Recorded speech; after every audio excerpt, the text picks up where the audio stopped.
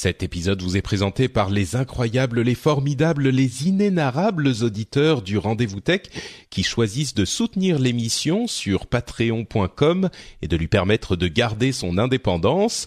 Et aujourd'hui, nous remercions spécifiquement Sébastien Avis, Scruff, Frédéric Chastang, Final, Requiem, Daniel Andreev, Thomas Ramirez et Mathieu Demeya. Bonjour à tous et bienvenue sur le Rendez-vous Tech, l'émission qui explore et qui vous résume de manière compréhensible toute l'actualité tech, internet et gadgets.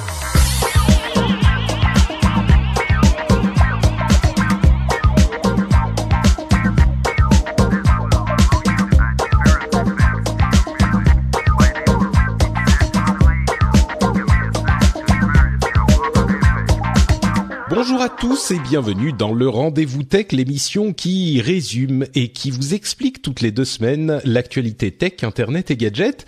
Je suis Patrick Béja et aujourd'hui pour cet épisode bien rempli, j'ai 2 co-animateurs de talent qui m'accompagnent. Premier d'entre eux, Cédric Ingrand, qui s'est réveillé à l'aube juste pour tout étudier sur les sujets du jour et être prêt pour l'émission. C'est bien ça ? C'est ce qui s'est passé ? Et accessoirement parce que je suis à l'antenne le matin sur LCI à 6h25, mais il y a ça, oui aussi, bien sûr. Ça m'a laissé le temps de bûcher. C'est l'un des seuls avantages à se lever aux aurores, c'est que tu prends un petit peu d'avance sur les autres. Donc tout à coup, tu peux envoyer des mails liminaires à 7h20, tu vois, en disant bon écoute, vas-y, réponds-moi maintenant, ça va. Ça fait combien de temps là ? Ça fait 1 an et demi, non, que tu... Non, c'était uniquement depuis le début de la saison, mais 5 jours par semaine à plein temps, c'est depuis un peu plus de 3 mois. Ah d'accord, mais j'avais l'impression que ça fait beaucoup plus longtemps. D'accord. Non. Ça pique quand même. Moi aussi, j'ai l'impression que ça fait longtemps pour te dire. Bon, très bien. En tout cas, merci à toi de te joindre à nous pour cet épisode. Et nous avons également avec nous Guillaume Vendée qui revient dans l'émission, qui lui ne s'est pas réveillé à 4 heures du matin. Donc qui est en forme et plein d'énergie. Comment ça va, Guillaume ? Absolument. Salut Patrick, salut Cédric. Ouais, je me suis réveillé à une heure normale, moi. Donc l'avenir appartient à ceux qui se lèvent tôt. Donc on va laisser la priorité à Cédric. Je suis vaillamment présent quand même. L'avenir de la sieste appartient à ceux qui se lèvent tôt. Bon, écoutez, je suis content que vous soyez tous les deux avec nous dans l'épisode parce qu'on a des choses intéressantes dont on va parler.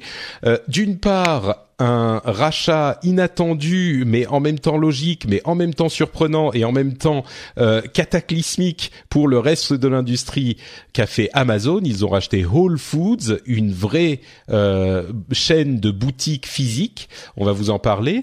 Et puis, une semaine très compliquée la semaine dernière pour Uber. On sait que la situation était pas facile depuis un moment pour eux. Et là, enfin, les choses ont... Comment dire ? Il y a eu des conséquences pour la première fois depuis des années, des vraies conséquences et notamment, pas des moindres, la démission de Travis Kalanick. On vous en parlera également dans l'émission. Puis on aura d'autres petites choses à évoquer plus tard, la Xbox One X, les nouveaux engagements d'Apple dans l'intelligence artificielle ou en tout cas le fait qu'ils s'en vantent, un Bixby qui marche pas trop bien, Snapchat qui donne votre localisation à tout le monde, enfin presque tout le monde, enfin pas vraiment mais tout le temps, mais pas vraiment tout le temps, on verra tout ça. Bref, on va commencer avec Amazon, dont visiblement l'extension de l'empire est impossible à arrêter, puisque je pense que ça doit faire, je sais pas, peut-être 1 an et demi, 2 ans, toutes les quelques semaines, on se rend de plus en plus compte de l'importance qu'est en train de prendre Amazon de manière un petit peu plus discrète, je dirais, que Google et Apple, mais il est bien possible qu'ils soient en train de les dépasser dans ce sens qu'ils touchent à absolument tout et qu'ils deviennent acteurs majeurs dans tous les domaines dans lesquels ils sont. Et là, qu'est-ce qu'ils ont fait ? Ils ont racheté Whole Foods, qui est une chaîne de boutiques physiques qui vend en fait des produits bio. C'est l'une des... Dans l'ensemble, ouais, c'est ça. Voilà, à peu près, c'est des produits, enfin bio, des produits de bonne qualité, beaucoup d'épicerie, de produits, enfin de bouffe. C'est un petit peu un truc de bobo américain. C'est un petit peu les hipsters avant l'heure. Elle existe depuis une trentaine d'années. C'est ça, Cédric, tu confirmes? Oui, tout à fait. Oui, bien sûr. Ouais, pour arrêter dans le malheur un jour et m'être retrouvé à New York et être forcé de faire des courses alimentaires. Et c'était le seul truc qu'il y avait à côté de mon hôtel. J'y suis allé. Oh mon Dieu, que c'est cher. C'est cher, mais en même temps, c'est le seul endroit où on peut acheter des trucs de qualité aux États-Unis. Donc bon, j'exagère, mais à peine. C'est pas le seul. C'est un peu comme Starbucks. Starbucks, c'est pas le seul endroit où tu peux boire un bon café, mais on va dire que c'est la seule chaîne où tu sais que tu trouveras où que tu sois un café de qualité correcte. Bah là, c'est pareil. C'est-à-dire que d'abord, c'est des supermarchés, hein, c'est des grandes surfaces, c'est pas des supérettes. Et puis ils sont absolument partout. Il se trouve que depuis longtemps, ils commençaient à avoir en plus des soucis économiques parce que c'est dur dans une économie qui va pas forcément toujours bien de vendre des trucs très très chers. Et puis parce que les autres grandes surfaces se sont mises aussi à faire du bio, etc., à faire un peu de valeur ajoutée. Donc l'économie de Whole Foods n'était pas si simple que ça. Mais oui, en gros, c'est ça. On n'a pas ça chez nous. On a des Naturalia, des machins, mais c'est beaucoup plus gros que ça. Oui, et puis les Naturalia, les machins, c'est un petit peu pour le coup, c'est plus que bobo, c'est un petit peu extrême. C'est genre vraiment j'ai un peu l'impression que les Whole Foods, nous on a de la vraie bouffe entre guillemets. Alors je sais qu'il y a des gens qui vont dire non, mais vous vous rendez pas compte, faut aller chez le primeur, machin. Bien sûr, mais faut voir ce que c'est aux États-Unis. L'équivalent de Whole Foods, c'est un petit peu, on l'a quand même un petit peu dans toutes les grandes surfaces, quoi. Enfin dans les supermarchés. C'est exactement. Oui, ouais. De toute façon, c'est pas comparable. Il n'y a pas de grande distribution. Il y a très peu d'hypermarchés à la française aux États-Unis. Ça n'existe pas comme ça. Ouais. Mais on importe ce qu'ils font parce que ça y est, Costco vient d'ouvrir chez nous. Mais c'est pas le sujet du jour. Mais... Oui. Alors justement, revenons au sujet du jour. Mais il faut quand même un petit peu définir ce que c'est que Whole Foods pour comprendre ce rachat. Et puis surtout, ça faisait donc des années que Amazon flirtait avec de la distribution, de la grande distribution et de la vente physique. Donc des boutiques. Alors ils avaient ouvert ici des boutiques expérimentales avec 100 caisses à la sortie qui repéraient directement ce que vous achetiez. Ils avaient ouvert des machins. Enfin ils avaient fait des tentatives. Là pour le coup ils entrent de plein pied dans la grande distribution physique. Ils ont l'habitude de racheter des sociétés qui sont dans la distribution de contenu. On sait qu'ils ont racheté Audible pour le livre audio, Comixology pour les comics, ils ont les Twitch, Kindle, etc. Twitch bien sûr pour la distribution de vidéos, ils ont Amazon Prime Video, ils ont du MP3. Bref, tout ce qui était numérique, on connaissait. Là, c'est physique. Du coup, je me retourne vers Guillaume. Est-ce que ça va devenir, à ton avis, Amazon boutique? Est-ce que ça va? Généralement, ils les laissent tranquilles et ils ont un petit co-branding. Qu'est-ce qu'ils veulent en faire de Whole Foods en fait? Parce qu'ils vont pas se transformer Whole Foods en boutique Amazon, quoi. Ouais, moi je connaissais pas, je vais être super transparent, je connaissais pas avant ces news-là, Whole Foods, et je l'ai découvert dans le cadre de cette news. Après, quand Français, on creuse un peu, ouais, je crois que c'est le cas de beaucoup de personnes comme moi qui n'ont pas eu l'occasion de voyager aux États-Unis. Mais quand on creuse un peu, en fait, finalement, ça fait vachement de sens. Quand on creuse déjà juste le montant du rachat, qui est, je crois que c'est un peu plus de 13 milliards. Moi, je voyais que le chiffre d'affaires, c'est 16 milliards de dollars. Donc finalement, on se rend compte que c'est effectivement un mastodonte, et quand on connaît pas, on se rend compte que c'est un empire effectivement. On sait pas ce qu'ils vont faire, et moi j'ai pas vraiment la possibilité de miser pour savoir exactement ce qui va se passer. Par contre, je trouve que ça fait sens qu'ils investissent dans ce segment-là. Aujourd'hui, quand on cherche des produits dans Amazon, on cherche par catégorie, on cherche pas par marque. Du coup, on va vite imaginer le fait qu'on va pouvoir favoriser dans le circuit Amazon en ligne la mise en avant de produits qui vont être intéressants pour Amazon, effectivement. Donc du coup, de savoir ce qui va se passer des boutiques, moi j'ai beaucoup de mal. Je pense qu'effectivement, ça va être quelque chose qui va continuer sous sa propre marque, parce que changer de marque, changer de modèle de distribution, je suis pas certain que ce soit hyper pertinent sur cet aspect-là. Par contre, effectivement, d'injecter ces produits et cette commercialisation dans le circuit Amazon en ligne, moi je trouve que ça fait sens. Aujourd'hui, on se sert d'Amazon de plus en plus pour tout et n'importe quoi, mais à la base sur certains produits qui correspondent à certains moments de vie. Si demain on peut faire de plus en plus nos courses avec Amazon, et en particulier avoir des produits labellés ou labellisés équivalents bio, je pense que ça va achever de convaincre un certain nombre de clients d'Amazon, quoi. C'est sûr que c'est pile le genre de produit enfin, il y avait en gros, les gens qui sont chez Amazon Prime sont généralement genre CSP, CSP++, CSP+, etc. C'est pile les gens qui sont clients de ce genre de boutique aux États-Unis. C'est quand même un gros investissement, hein. Tu mentionnais le fait que c'était plus de 13 milliards de dollars. Alors c'est peut-être une affaire pour le réseau. Je sais pas combien de boutiques ils ont, mais il y en a énormément. Mais le plus gros achat qu'ils avaient fait avant ça, c'était Zappos pour 1,2 milliard, qui est donc la société de vente de chaussures, et Twitch à 970 milliards. Après, ça descend encore. Donc, c'est un gros pari. Il y a certainement une synergie à avoir, peut-être en se disant, je vais acheter des produits que je vais aller en ligne, que je vais aller chercher dans une boutique Whole Foods. C'est une brique supplémentaire à leur arsenal parce qu'on peut acheter à peu près de tout chez Amazon, mais encore les produits frais, c'était pas super évident. Là, tout à coup, ça leur donne toute une catégorie de produits disponibles qu'ils peuvent ajouter à leur arsenal. Il y a aussi, Cédric, il y a beaucoup de gens qui parlent de de l'immobilier, tout simplement. C'est des emplacements stratégiques et de la surface immobilière qui peut leur servir pour Whole Foods et peut-être pour d'autres choses, non? Alors, je pense qu'il y a deux choses. Il faut essayer de comprendre comment Amazon fonctionne d'habitude. Ce que fait Amazon, c'est qu'ils développent des services dont ils sont les premiers clients. Regarde tous leurs services en ligne pour les développeurs, Amazon Web Services, etc. C'est d'abord des technologies, des choses qu'ils ont développées pour eux-mêmes et puis qu'ils ont ouvert à d'autres après.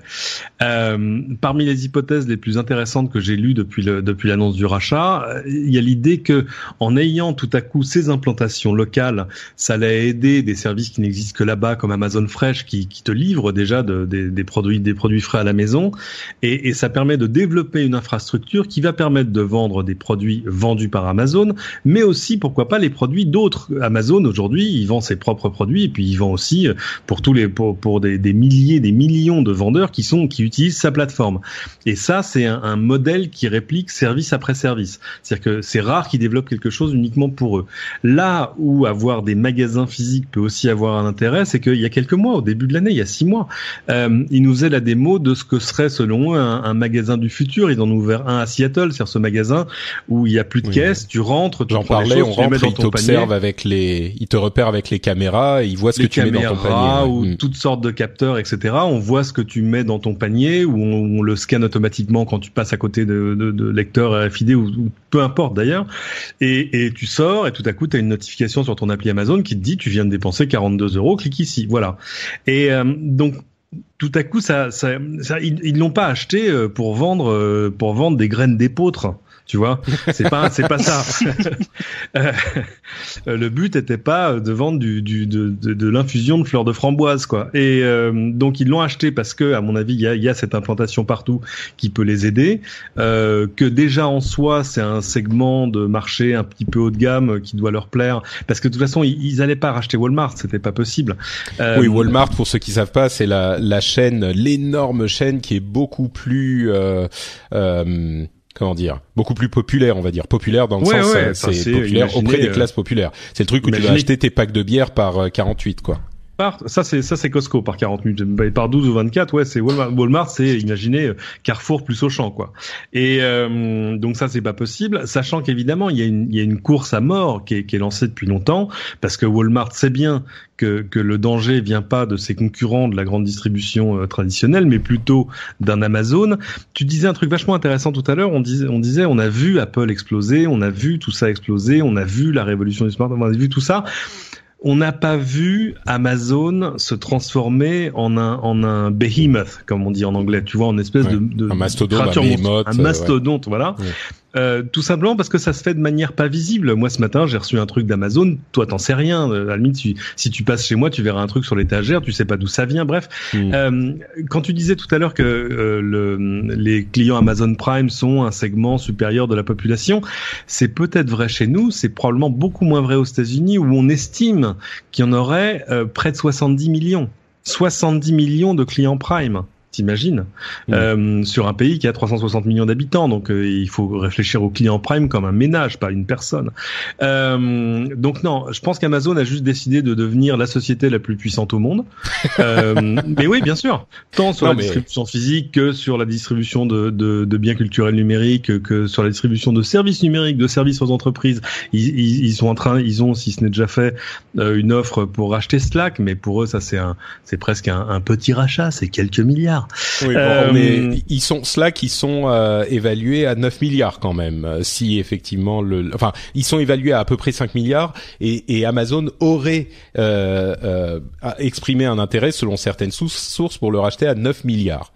Ce qui effectivement mais du coup, est-ce que ça veut dire que Amazon va pas trop toucher à Whole Foods tel qu'il est, ou est-ce que ça veut dire que ils vont le transformer en une sorte de boutique de boutique physique Amazon, peut-être quelque chose entre les deux, mais est-ce que ça menace, à ton avis, est-ce que je sais pas très bien comment poser la question, mais est-ce que ça veut dire que Amazon est en train de venir jouer sur le terrain de la grande distribution de manière franche? Genre, est-ce que effectivement Walmart, évidemment ils ont du souci à se faire, mais depuis longtemps, mais là est-ce que c'est une déclaration de guerre à Walmart?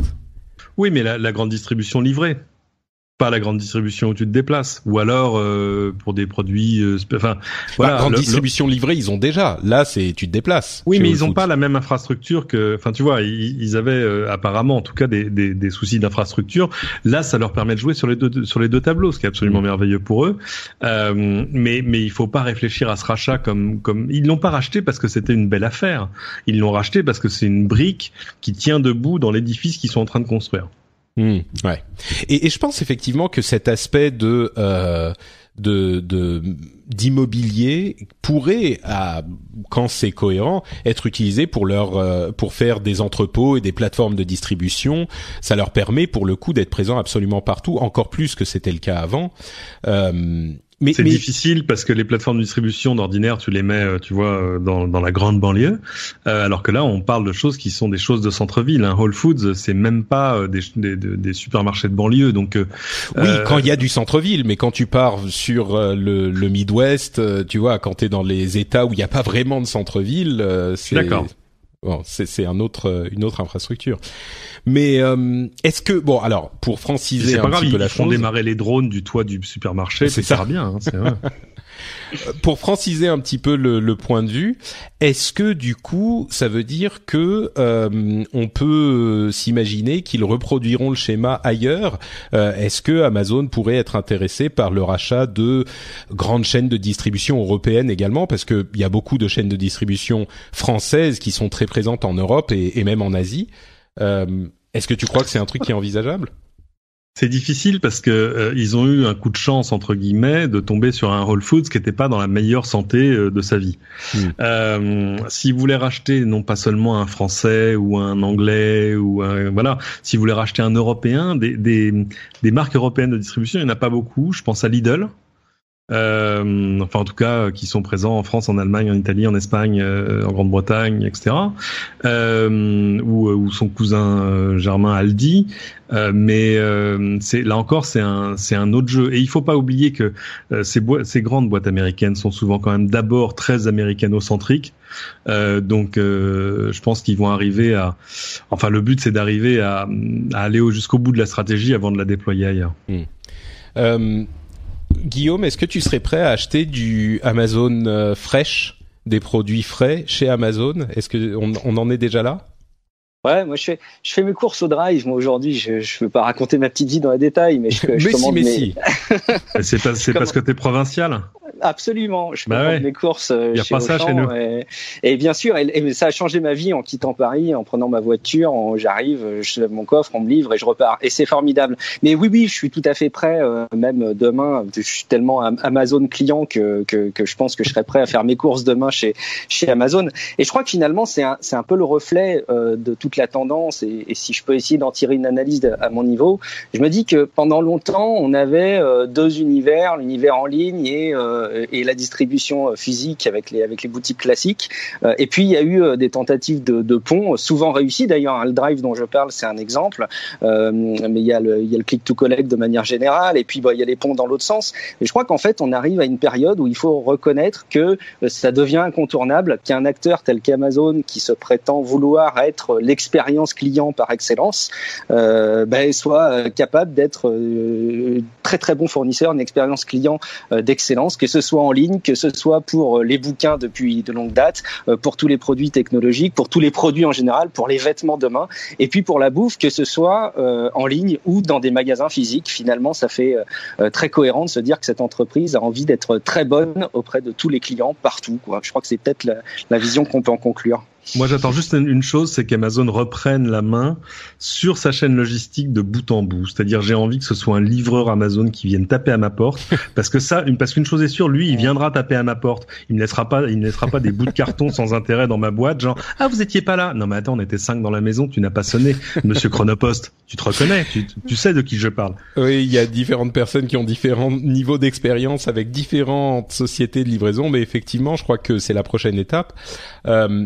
Mais oui, on a l'impression que... Pardon, Guillaume.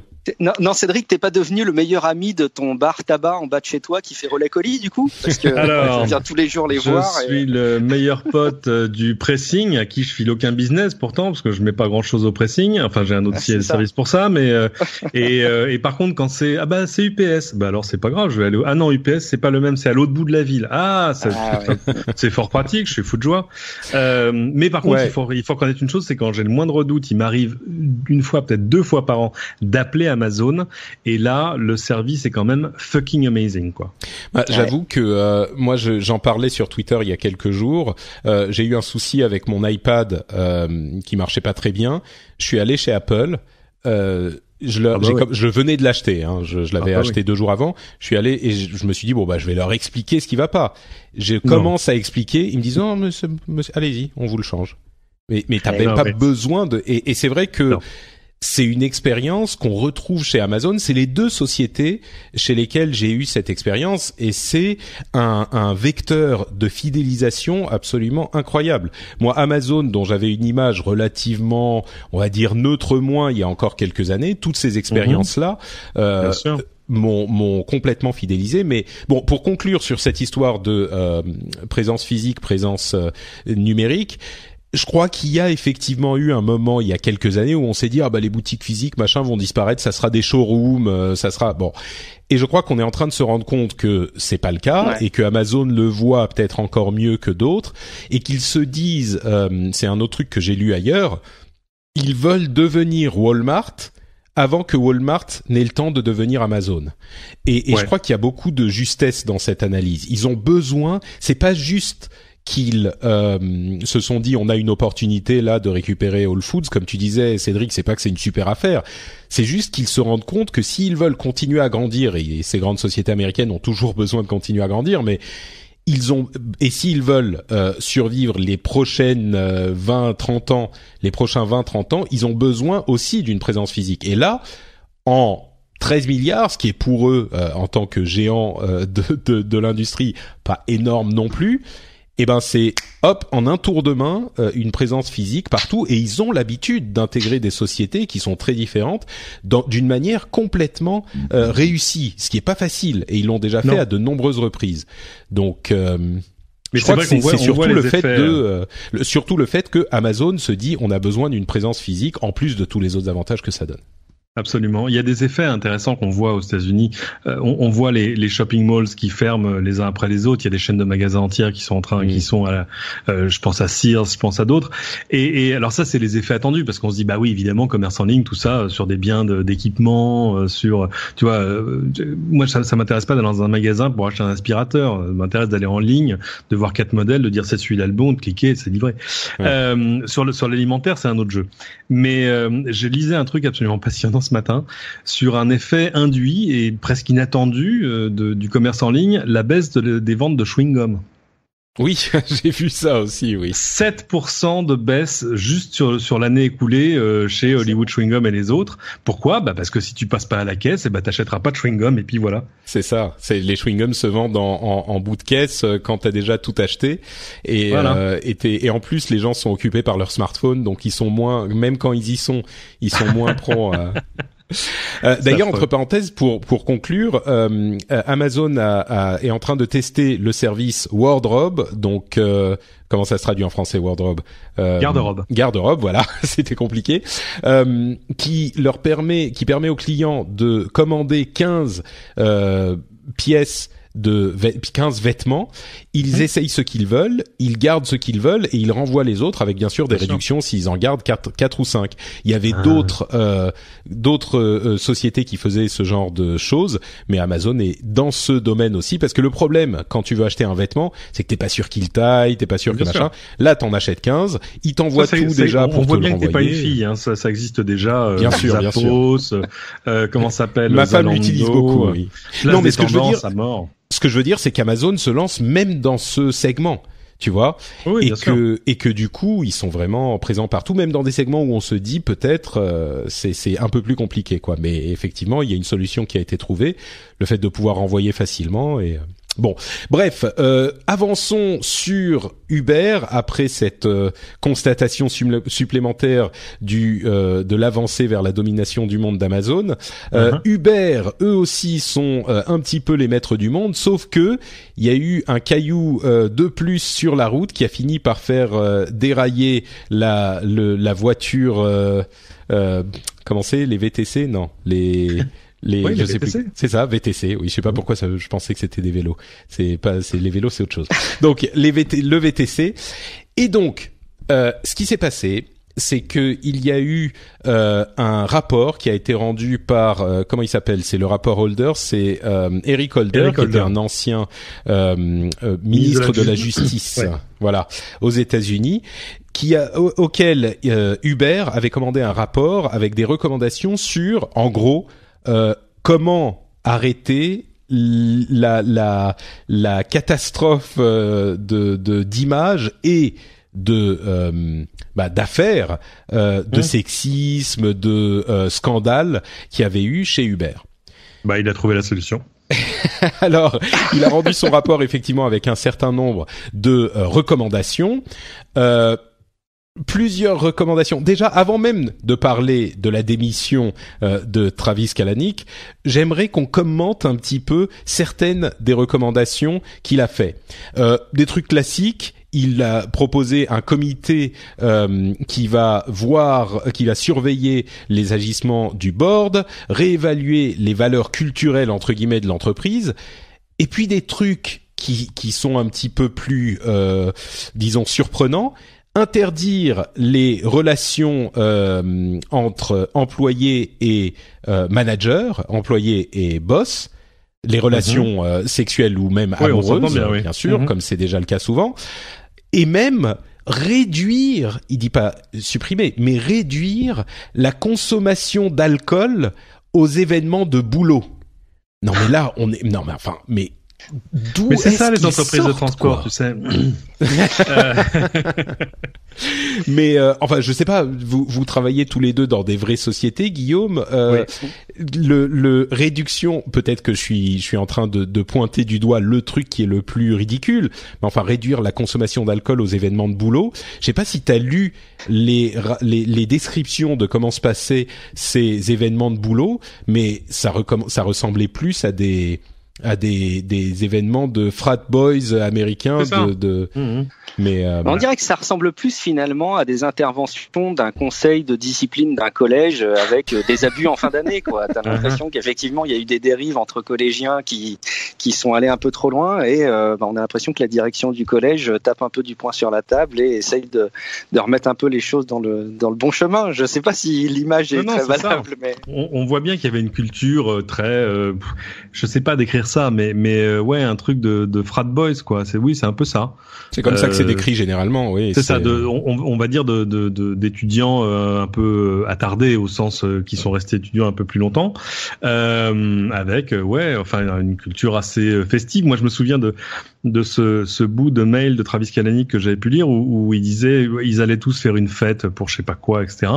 Et lui il rappelait dans son mail en disant je suis forcé de vous le dire, mais on va arrêter de coucher tous les uns avec les autres. Enfin, c'était un peu ça, mais en tout cas non, je vous demande très sérieusement d'éviter ce genre de choses entre gens qui sont habitués qui sont amenés à travailler ensemble. Et par exemple, on couche pas avec son manager et le manager couche pas avec les gens avec qui il travaille, parce que ça crée des situations vraiment machin, etc. Et dans son mail il dit ça veut dire que moi ce week-end je vais coucher avec personne, fuck my life.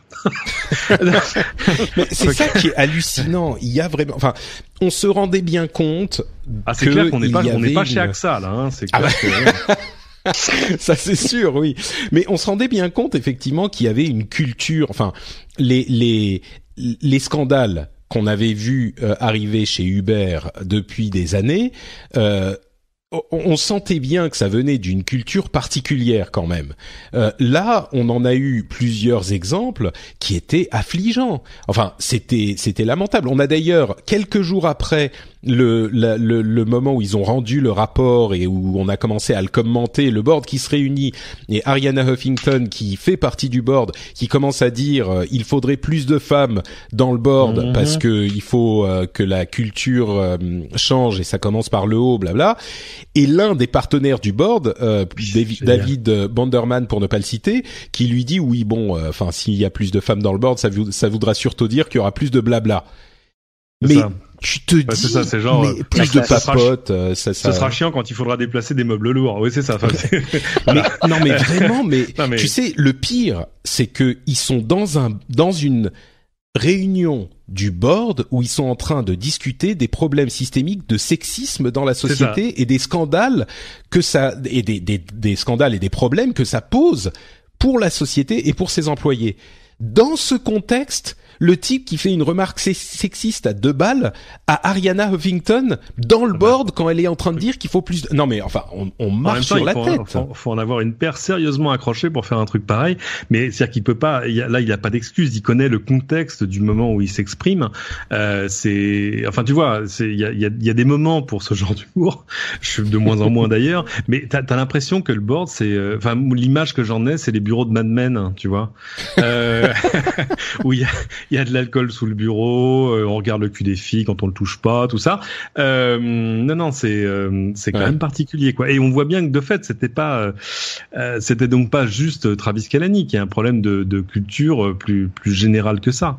Bah d'ailleurs, justement, Travis Kalanick, donc qui quitte son poste de président d'Uber, de CEO de Uber, en 2 temps. Pardon? En 2 temps. Oui, d'abord c'était genre je vais prendre une absence prolongée, machin. Et puis finalement c'est je démissionne tout court.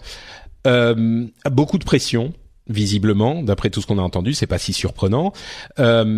Et puis c'est ce qui s'est passé là, 1000 employés qui ont après l'annonce de sa démission, 1000 employés qui ont signé une déclaration demandant au board de revoir cette décision et de dire que Travis est essentiel pour la vie de la société. Et on dirait les pétitions des spectateurs de Cyril Hanouna, quoi. C'est Alors, écoute, je vais me poser un tout petit peu en avocat du diable et là encore me retourner vers Guillaume. Il y a quand même, et c'est ce qu'ils disent dans cette lettre, il y a de nombreuses sociétés où on a vu des dirigeants commettre des erreurs. Ils reconnaissent le fait que Kalanick a commis des erreurs et sans doute porté par l'enthousiasme et l'immaturité du personnage, la société a été dans des directions qui n'étaient pas bonnes, en partie. Mais enfin, Uber a quand même un succès absolument insolent, peut-être en partie dû à sa propre insolence, mais il n'empêche un succès incroyable et très certainement une part de ce succès est la responsabilité de Kalanick. Donc ce qu'ils disent, c'est on a vu de nombreuses sociétés dont les boards ont pour différentes raisons décidé de se séparer du fondateur. Eh ben souvent ça s'est pas bien passé. On a évidemment le cas d'Apple qui vient à l'esprit, mais il y a aussi Twitter qui reste encore aujourd'hui enfin c'est un des cas qui cite, qui reste une société qui a des problèmes après un démarrage explosif. Est-ce que il va y avoir un impact sur la société? Peut-être Guillaume, à ton avis, est-ce que c'est une bonne ou une mauvaise chose? Je sais que la question est difficile à évoquer comme ça. Kalanick qui quitte Uber, bonne ou mauvaise nouvelle pour Uber? Sur son départ en tant que tel, et d'un regard très extérieur, parce que évidemment je connais pas le fin fond de cette entreprise, et puis je sais pas si c'est vraiment souhaitable du coup, mais ça donne quand même l'impression, quand tu parles de succès insolent, qu'effectivement Uber ne serait pas ce qu'il est aujourd'hui s'il n'y avait pas effectivement l'insolence et la volonté de ce mec-là qui, en gros, ça semble être j'avance et je vois un peu les conséquences morales après et j'aviserai et si on doit rattraper, ce sera rattrapé ou pas. Et finalement, ça a permis quand même de faire avancer beaucoup les choses. Alors il y a des limites, c'est les choses qu'on voit de manière peut-être plus évidente, c'est nous en France avec Uber Pop, les limites qu'il y a pu y avoir dont on a déjà parlé. Donc on voit bien que les aspects légaux tôt ou tard freinent un peu l'expansion incroyable que ça puisse avoir. Mais à la base, je pense qu'il a réussi. Quand on creuse un petit peu l'historique d'Uber et de la façon dont ça s'est développé aux États-Unis, on voit bien que si on avait attendu un peu un cadre légal, on n'en serait pas. Ça serait jamais fait, quoi. Voilà, ça serait clairement jamais fait. Maintenant, de là à ce que tout soit autorisé et que ce soit une orgie morale en permanence dans les locaux d'Uber pour le bien-être de la société, je sais pas. Mais effectivement, on peut imaginer que son départ ait des impacts. Maintenant, on peut aussi imaginer que à la tête de la boîte soient placés des mecs qui puissent être à la fois visionnaires et responsables. J'imagine que ça existe aussi et qui donc soient capables de s'appuyer sur le boulot qui a déjà été fait, l'insolence qui a porté ses fruits, et puis peut-être d'atteindre l'âge de raison et puis d'être un petit peu adulte dans les comportements, quoi. Ça c'est possible aussi. Ça dépendra des personnes sans doute. Ouais, Patrick, tu citais comme exemple Twitter. L'immense différence entre Uber et Twitter, c'est que Twitter est déjà coté en bourse. Quand on dit que Uber pourrait valoir 70 milliards de dollars, c'est un truc qui sera vrai une fois qu'ils seront cotés en bourse. Donc je pense que la pression qui s'est exercée sur Travis Kalanick pour qu'il se mette de côté et puis qu'il quitte clairement son job, elle vient des investisseurs. Qui eux ont mis énormément d'argent dans Uber et n'attendent qu'une chose, c'est l'introduction en bourse pour être au moins sûr de se refaire. Aujourd'hui, si elle s'est introduite en bourse aux valeurs qu'on se donne aujourd'hui, ils se referont hyper largement. Mais le danger est là quand tu vois des gestionnaires des gestionnaires de fonds d'investissement qui disent Uber a un fonctionnement pyramidal. En clair, ils disent que ça gagne pas d'argent, que ça peut pas vraiment en gagner et que donc les investisseurs round après round sont là pour éponger les investissements des précédents. Bon, c'est quand même hyper violent. Je suis pas sûr d'y croire, mais le danger est là, c'est-à-dire que tout à coup, c'est quelque chose qui peut s'instiller dans l'esprit de l'investisseur aujourd'hui et du petit actionnaire demain à qui on demanderait de mettre ses économies dans Uber. Donc tout ça est quand même très dangereux pour la valorisation de l'entreprise. Et le truc qui fait tourner Uber aujourd'hui, c'est la valorisation de l'entreprise. C'est pas ses bénéfices parce qu'elle est dans une logique d'investissement à marche forcée. Comme l'a été Amazon d'ailleurs pendant longtemps, hein, mais encore aujourd'hui, Amazon fait pas ou peu de bénéfices, tout est réinvesti, donc c'est dur d'attirer des investisseurs uniquement sur une société qui investit à très long terme. Du coup, je pense que la pression était trop forte. Enfin, en gros, il fallait qu'il tourne cette page-là, et malgré les dénégations de Kalanick, il était plus à sa place. Il reste au board, hein, il reste fondateur, il reste tout ça, mais c'est un peu ce qui s'est passé chez Google, alors dans un contexte immensément différent, le jour où les deux fondateurs ont dit on va appeler Eric Schmidt parce qu'il est temps qu'on ait un management adulte. Oui, et c'est vrai que chez Google, ça s'est fait de la volonté des deux fondateurs qui sont mis un petit peu sous tutelle parce qu'ils se rendaient bien compte qu'ils avaient plus les capacités à gérer une société qui grossissait trop pour eux. Et donc ça a été fait de manière responsable et puis ça a duré 5-10 ans, je sais plus combien de temps, mais au final ils sont revenus à la tête, en tout cas l'un d'entre eux est revenu à la tête de la société. Là effectivement le contexte est différent. Kalanick lui dit il faut que je grandisse, il faut que je fasse ceci, il faut que je fasse cela. Mais la question, enfin, c'est bien que t'aies donné le contre-exemple de Google, parce que Google, ça leur a pas nui, au contraire. Donc, il n'y a pas que des Apple et des Twitter dans les univers des sociétés qui ont eu des succès météoriques. Mais c'est vrai qu'on est en droit de se poser la question, est-ce que ça va porter préjudice à la boîte ? Ce qui est sûr, c'est que la société était devenue intenable. La situation était devenue intenable pour la société et pour les investisseurs et pour le board. Enfin, c'était surtout d'ailleurs pour conclure, c'est bien de mentionner cet article de Susan Fowler mis en exergue un petit peu partout, mis en avant un petit peu partout quand il a été publié en février dernier et dont a reparlé Kara Swisher sur Recode il y a quelques jours, justement pour dire ça montre cet article, en plus du reste, mais cet article montre qu'il est possible pour une personne qui va choisir de parler de vraiment changer les choses. Alors, pour rappeler le contexte, Susan Fowler était une employée d'Uber pendant quelque temps et elle a écrit un article relativement sobre, qui est pas immensément long, où elle explique son année à Uber. Et elle explique tout ce qui s'est passé de manière claire, simple, détaillée, sobre. Et elle explique tous ces problèmes de harcèlement, de problèmes avec les relations humaines et de managers qui ne prenaient pas en compte les plaintes, etc. Bref, c'était une des vraies révélations. Enfin, sur des trucs dont on se doutait depuis un moment, mais là, c'était une mise sur la table claire. Et je pense qu'on peut dire que c'est ça qui a... C'était peut-être la goutte d'eau qui a fait déborder le vase, mais c'est ça qui a provoqué vraiment ce changement de situation drastique qu'on connaît aujourd'hui. Ouais, moi, par rapport à tout ça, finalement, j'ai une réflexion. Ça fait écho à d'autres conversations que j'ai pu avoir dans l'univers de la tech, qui est un peu ce rapport de force qu'il peut y avoir entre les entreprises privées, et notamment les grandes entreprises privées qui dans le domaine de la tech, contrôlent beaucoup de choses, et les États, et quel est le rôle des autorités et des nations vis-à-vis de ça. Et avec un peu de recul, quand je regarde le cas d'Uber, je suis interpellé parce que, pour moi, il y a deux choses. Il y a d'une part des choix qui sont plus ou moins soigneux pour le fonctionnement de l'entreprise, pour son bien-être, pour son développement. Et il y a Voilà, et il y a des choses qui sont clairement des choses qui sont illégales, répréhensibles et voilà, et qui tombent sous le coup clairement de la loi.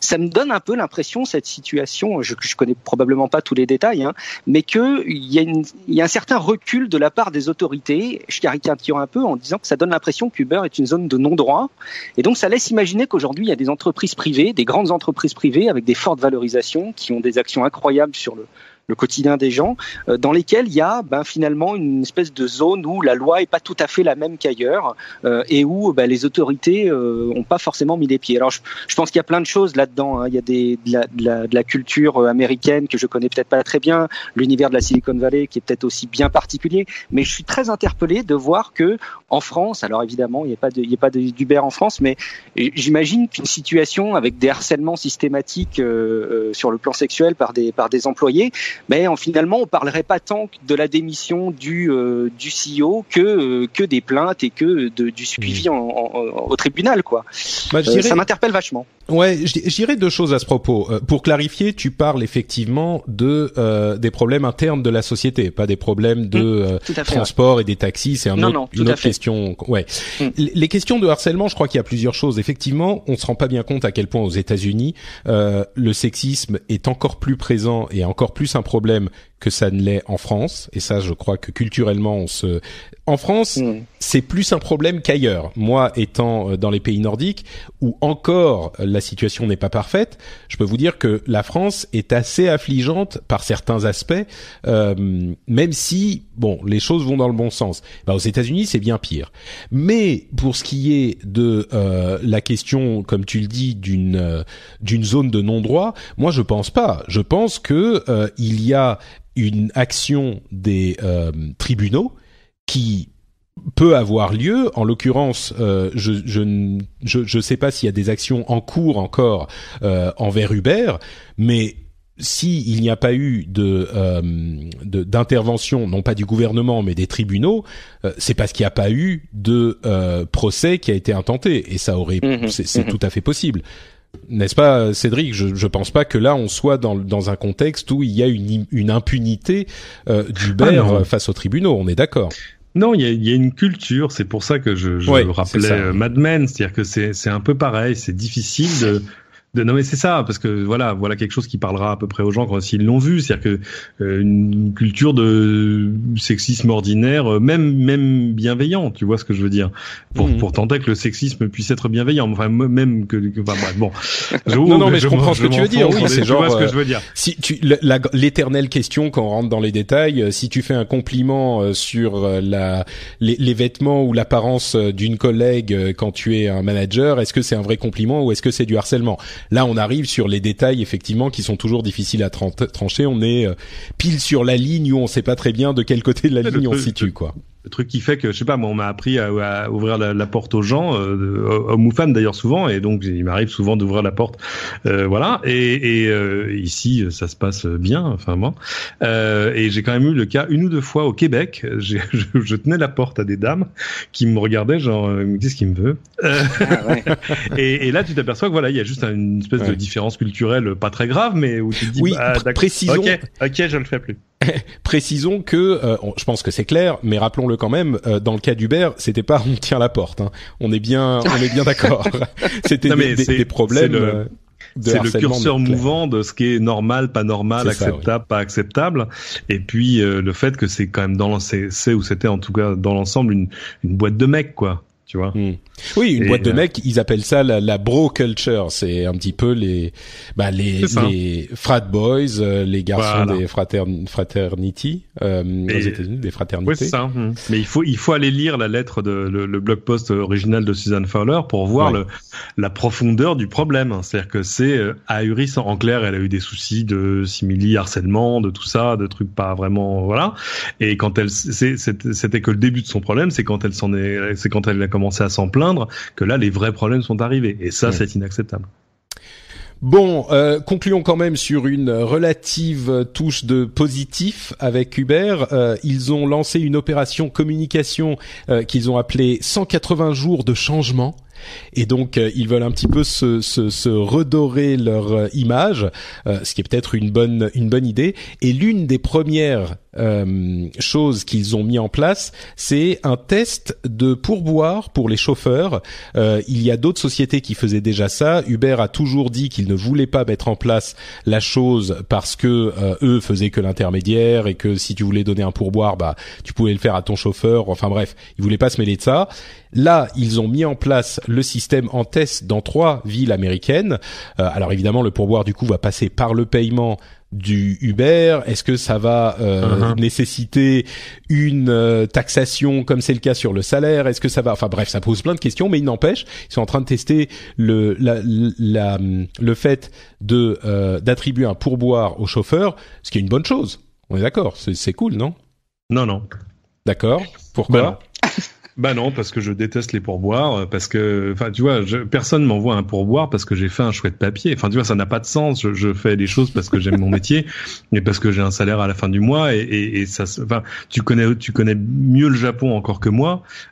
Tu sais bien, au Japon, si tu essaies de laisser un pourboire, même rien, tu vois, 100 yens, 200 yens, 1 ou 2 euros au taxi en sortant, il va te poursuivre dans la rue pour te les rendre en disant, attends, vous avez fait une erreur. Ouais, mais enfin, là, on parle de différences culturelles. Là, t'es en train de faire le procès du pourboire tout court. Oui, mais mais ce que je veux dire, c'est qu'on je suis sûr que tous les serveurs de café dans l'audience sont bien contents de t'entendre bien sûr. Alors, il faut dire aussi que aux États-Unis, on a quand même une définition du pourboire qui est bien différente, hein, parce que c'est une partie intégrante et majeure de ton revenu. C'est pas la pièce d'1 euro que tu laisses dans la soucoupe. Non. Là, c'est 10%, 15%, 20%. Il y en a d'autres. Et si tu donnes pas un pourboire, c'est vraiment qu'on t'a pas donné un bon service ou que t'es un sale radin. Le dernier des connards. Ouais. Oui. Et d'autres l'ont institutionnalisé, comme beaucoup de taxis là-bas, où quand tu peux les payer avec une carte, directement la machine te dit, vous voulez laisser 20% de pourboire? Ben, attendez, je réfléchis.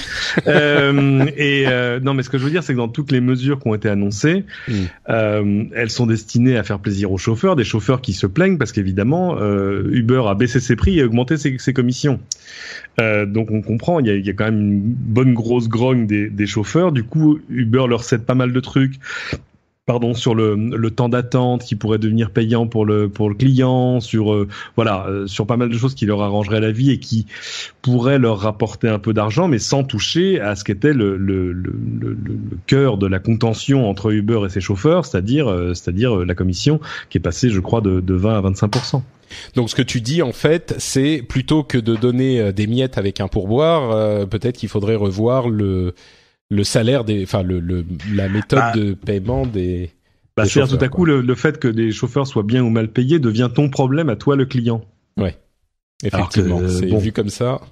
Mais c'est pas les seuls, hein. Je crois que chauffeurs privés aussi lancent la même chose, ils vont ajouter les pourboires dans l'application.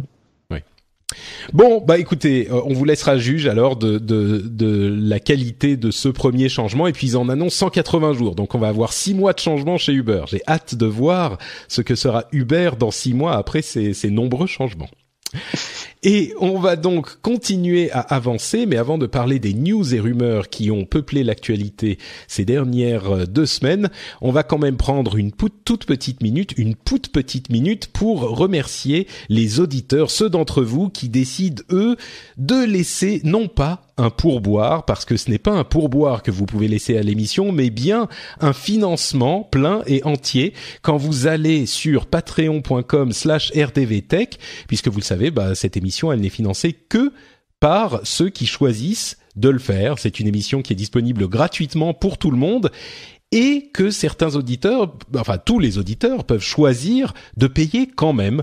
Alors l'avantage, c'est que c'est généralement à peu près le montant d'un pourboire, et le montant d'un pourboire européen ou français, hein, on parle pas des nombreux dollars américains, mais si vous laissez 1, 2, 3 euros ou leur équivalent en dollars, ça peut faire une grosse différence. Et aujourd'hui, j'aimerais remercier notamment David Boitard, Manu Pena, Harry Adrien Jaffi, Frédéric Chauveau, Nicolas Zozol et Iron FD qui font partie des nombreux patriotes qui soutiennent l'émission.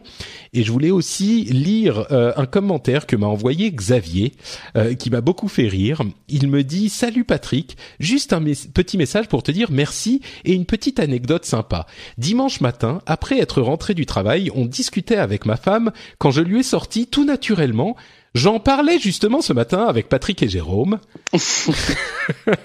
Comme quoi, vous êtes vraiment ancré dans mes habitudes. Ça m'a fait très plaisir ce commentaire, parce que vraiment, le but d'un podcast tel que je le fais, tel que je le conçois, du podcast vraiment indépendant que j'appelle parfois le podcast artisan, qui est très différent du podcast un petit peu plus institutionnel, qui est fait par des journalistes radio et des grandes sociétés ou des petites sociétés. C'est l'idée vraiment de vous amener dans la conversation, de vous faire participer avec nous à ces discussions, presque de vous asseoir à la table et de vous donner l'impression qu'on est tous ensemble en train de discuter. Donc voilà, Xavier, ça correspond exactement à ce qu'on essaye de faire, donc merci beaucoup pour ce commentaire. Et si vous aussi vous vous dites ah mais c'est vrai qu'ils font maintenant partie de ma vie, Patrick et ses amis, peut-être que ça pourrait vous convaincre d'aller sur patreon.com/rdvtech et de financer l'émission. Vous pouvez d'ailleurs retrouver ce lien dans les notes de l'émission, y compris dans votre application de lecture de podcast.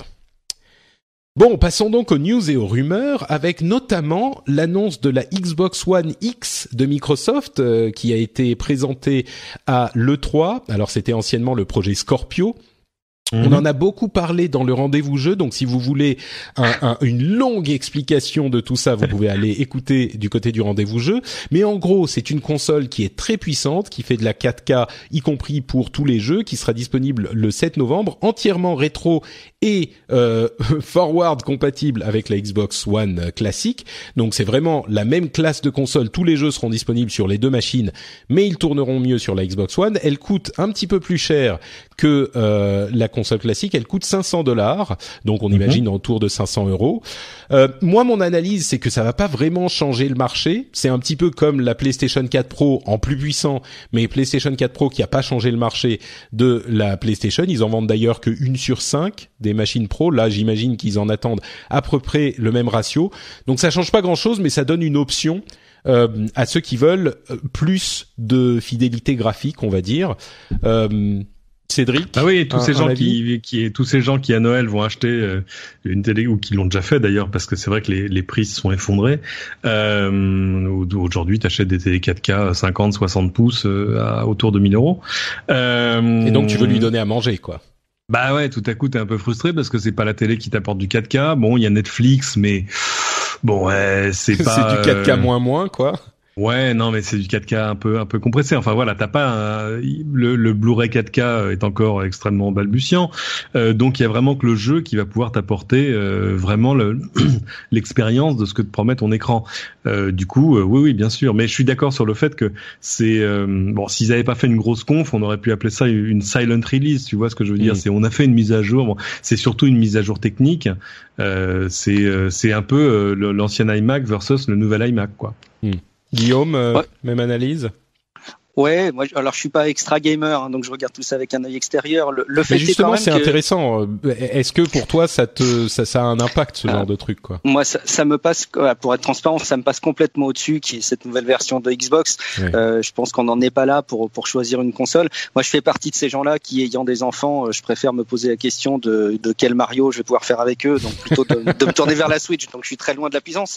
Maintenant, j'ai des retours qui me disent que de l'aveu de beaucoup, ça risque d'être un excellent kit de développement pour les développeurs, cette nouvelle Xbox, et de permettre d'attirer plus d'indépendants. Donc peut-être ça peut être une stratégie aussi à ce niveau-là, d'apporter cette complémentarité au niveau des développeurs indépendants. Je ne sais pas si ça peut jouer. Peut-être. Bon, si vous en voulez plus, on détaille donc toute cette analyse dans le rendez-vous jeu, celui qui est sorti au moment de l'E3.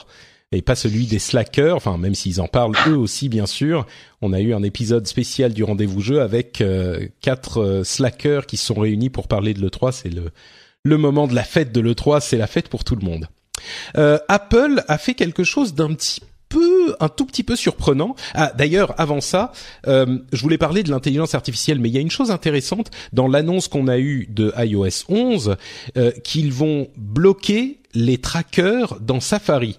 Alors, ils ont annoncé en grande pompe le fait que ils vont protéger leurs utilisateurs en faisant en sorte qu'on ne puisse pas les traquer quand ils vont faire un achat d'un truc. Ils vont pas retrouver des pubs correspondant à ce truc qu'ils ont acheté pendant les 3 mois qui suivent, parce qu'ils vont individualiser les éléments de tracking et donc faire en sorte que on ne pourra pas les retrouver, les utiliser pour vous traquer. Le truc qui est pas forcément intuitif, c'est que en fait, c'est un article de The Verge de Russell Brandom qui explique que en fait, ça va sans doute renforcer la position de Google et Facebook dans la publicité sur le web, parce que pour Google et Facebook, vous êtes logué dans leur service, la plupart des gens en tout cas sont logués dans leur service, même sur les pages qui n'ont rien à voir. Vous savez, on a souvent parlé du fait que un petit bouton like ou un petit bouton plus ou etc. qui est connecté à Facebook ou à Google, si vous êtes logué sur Facebook, Facebook va savoir qui vous êtes eux. Et donc, eux, ils auront toujours votre identité. Et Google, pareil, avec leur service. Et donc, eux, ils auront toujours votre identité. Donc là où les trackers de parties tierces, qui sont uniquement des trackers et pour lesquels vous ne vous loguez dans rien, ceux-là, ils seront bloqués. Par contre, Google et Facebook, évidemment, on les bloque pas, puisque vous êtes logué dans leur service. Donc, ça risque de renforcer leur position sur ce marché et sur le mobile, ce qui est évidemment une part énorme du marché aujourd'hui. Donc j'ai trouvé que c'était une analyse très intéressante. Vous m'interrompez si non, absolument. Ouais, c'est une bonne analyse. Tim Cook donc a fait une déclaration assez inattendue. Il a dit qu'ils étaient vraiment en train de travailler sur les systèmes autonomes pour voitures, donc les voitures autonomes, et il a dit que c'était the mother of all AI projects, genre le plus gros projet d'intelligence artificielle qui soit aujourd'hui. Et c'est assez surprenant parce que généralement il parle pas de ce genre de choses, et on a vu avec le fait qu'ils mettent de la sauce machine learning pendant toute la WWDC, qu'ils parlent ouvertement de plein de trucs du genre, et que là ils parlent encore de l'intelligence artificielle, on a vraiment l'impression qu'ils ont besoin de dire Oui, non, mais on est sur le coup. Alors évidemment, ils disent pas ce qu'ils vont faire. Ils disent que eux-mêmes ne savent pas ce qu'ils vont faire de ces systèmes de conduite autonome. Ils savent pas s'ils veulent développer des voitures, s'ils veulent vendre le système à d'autres constructeurs, etc., etc.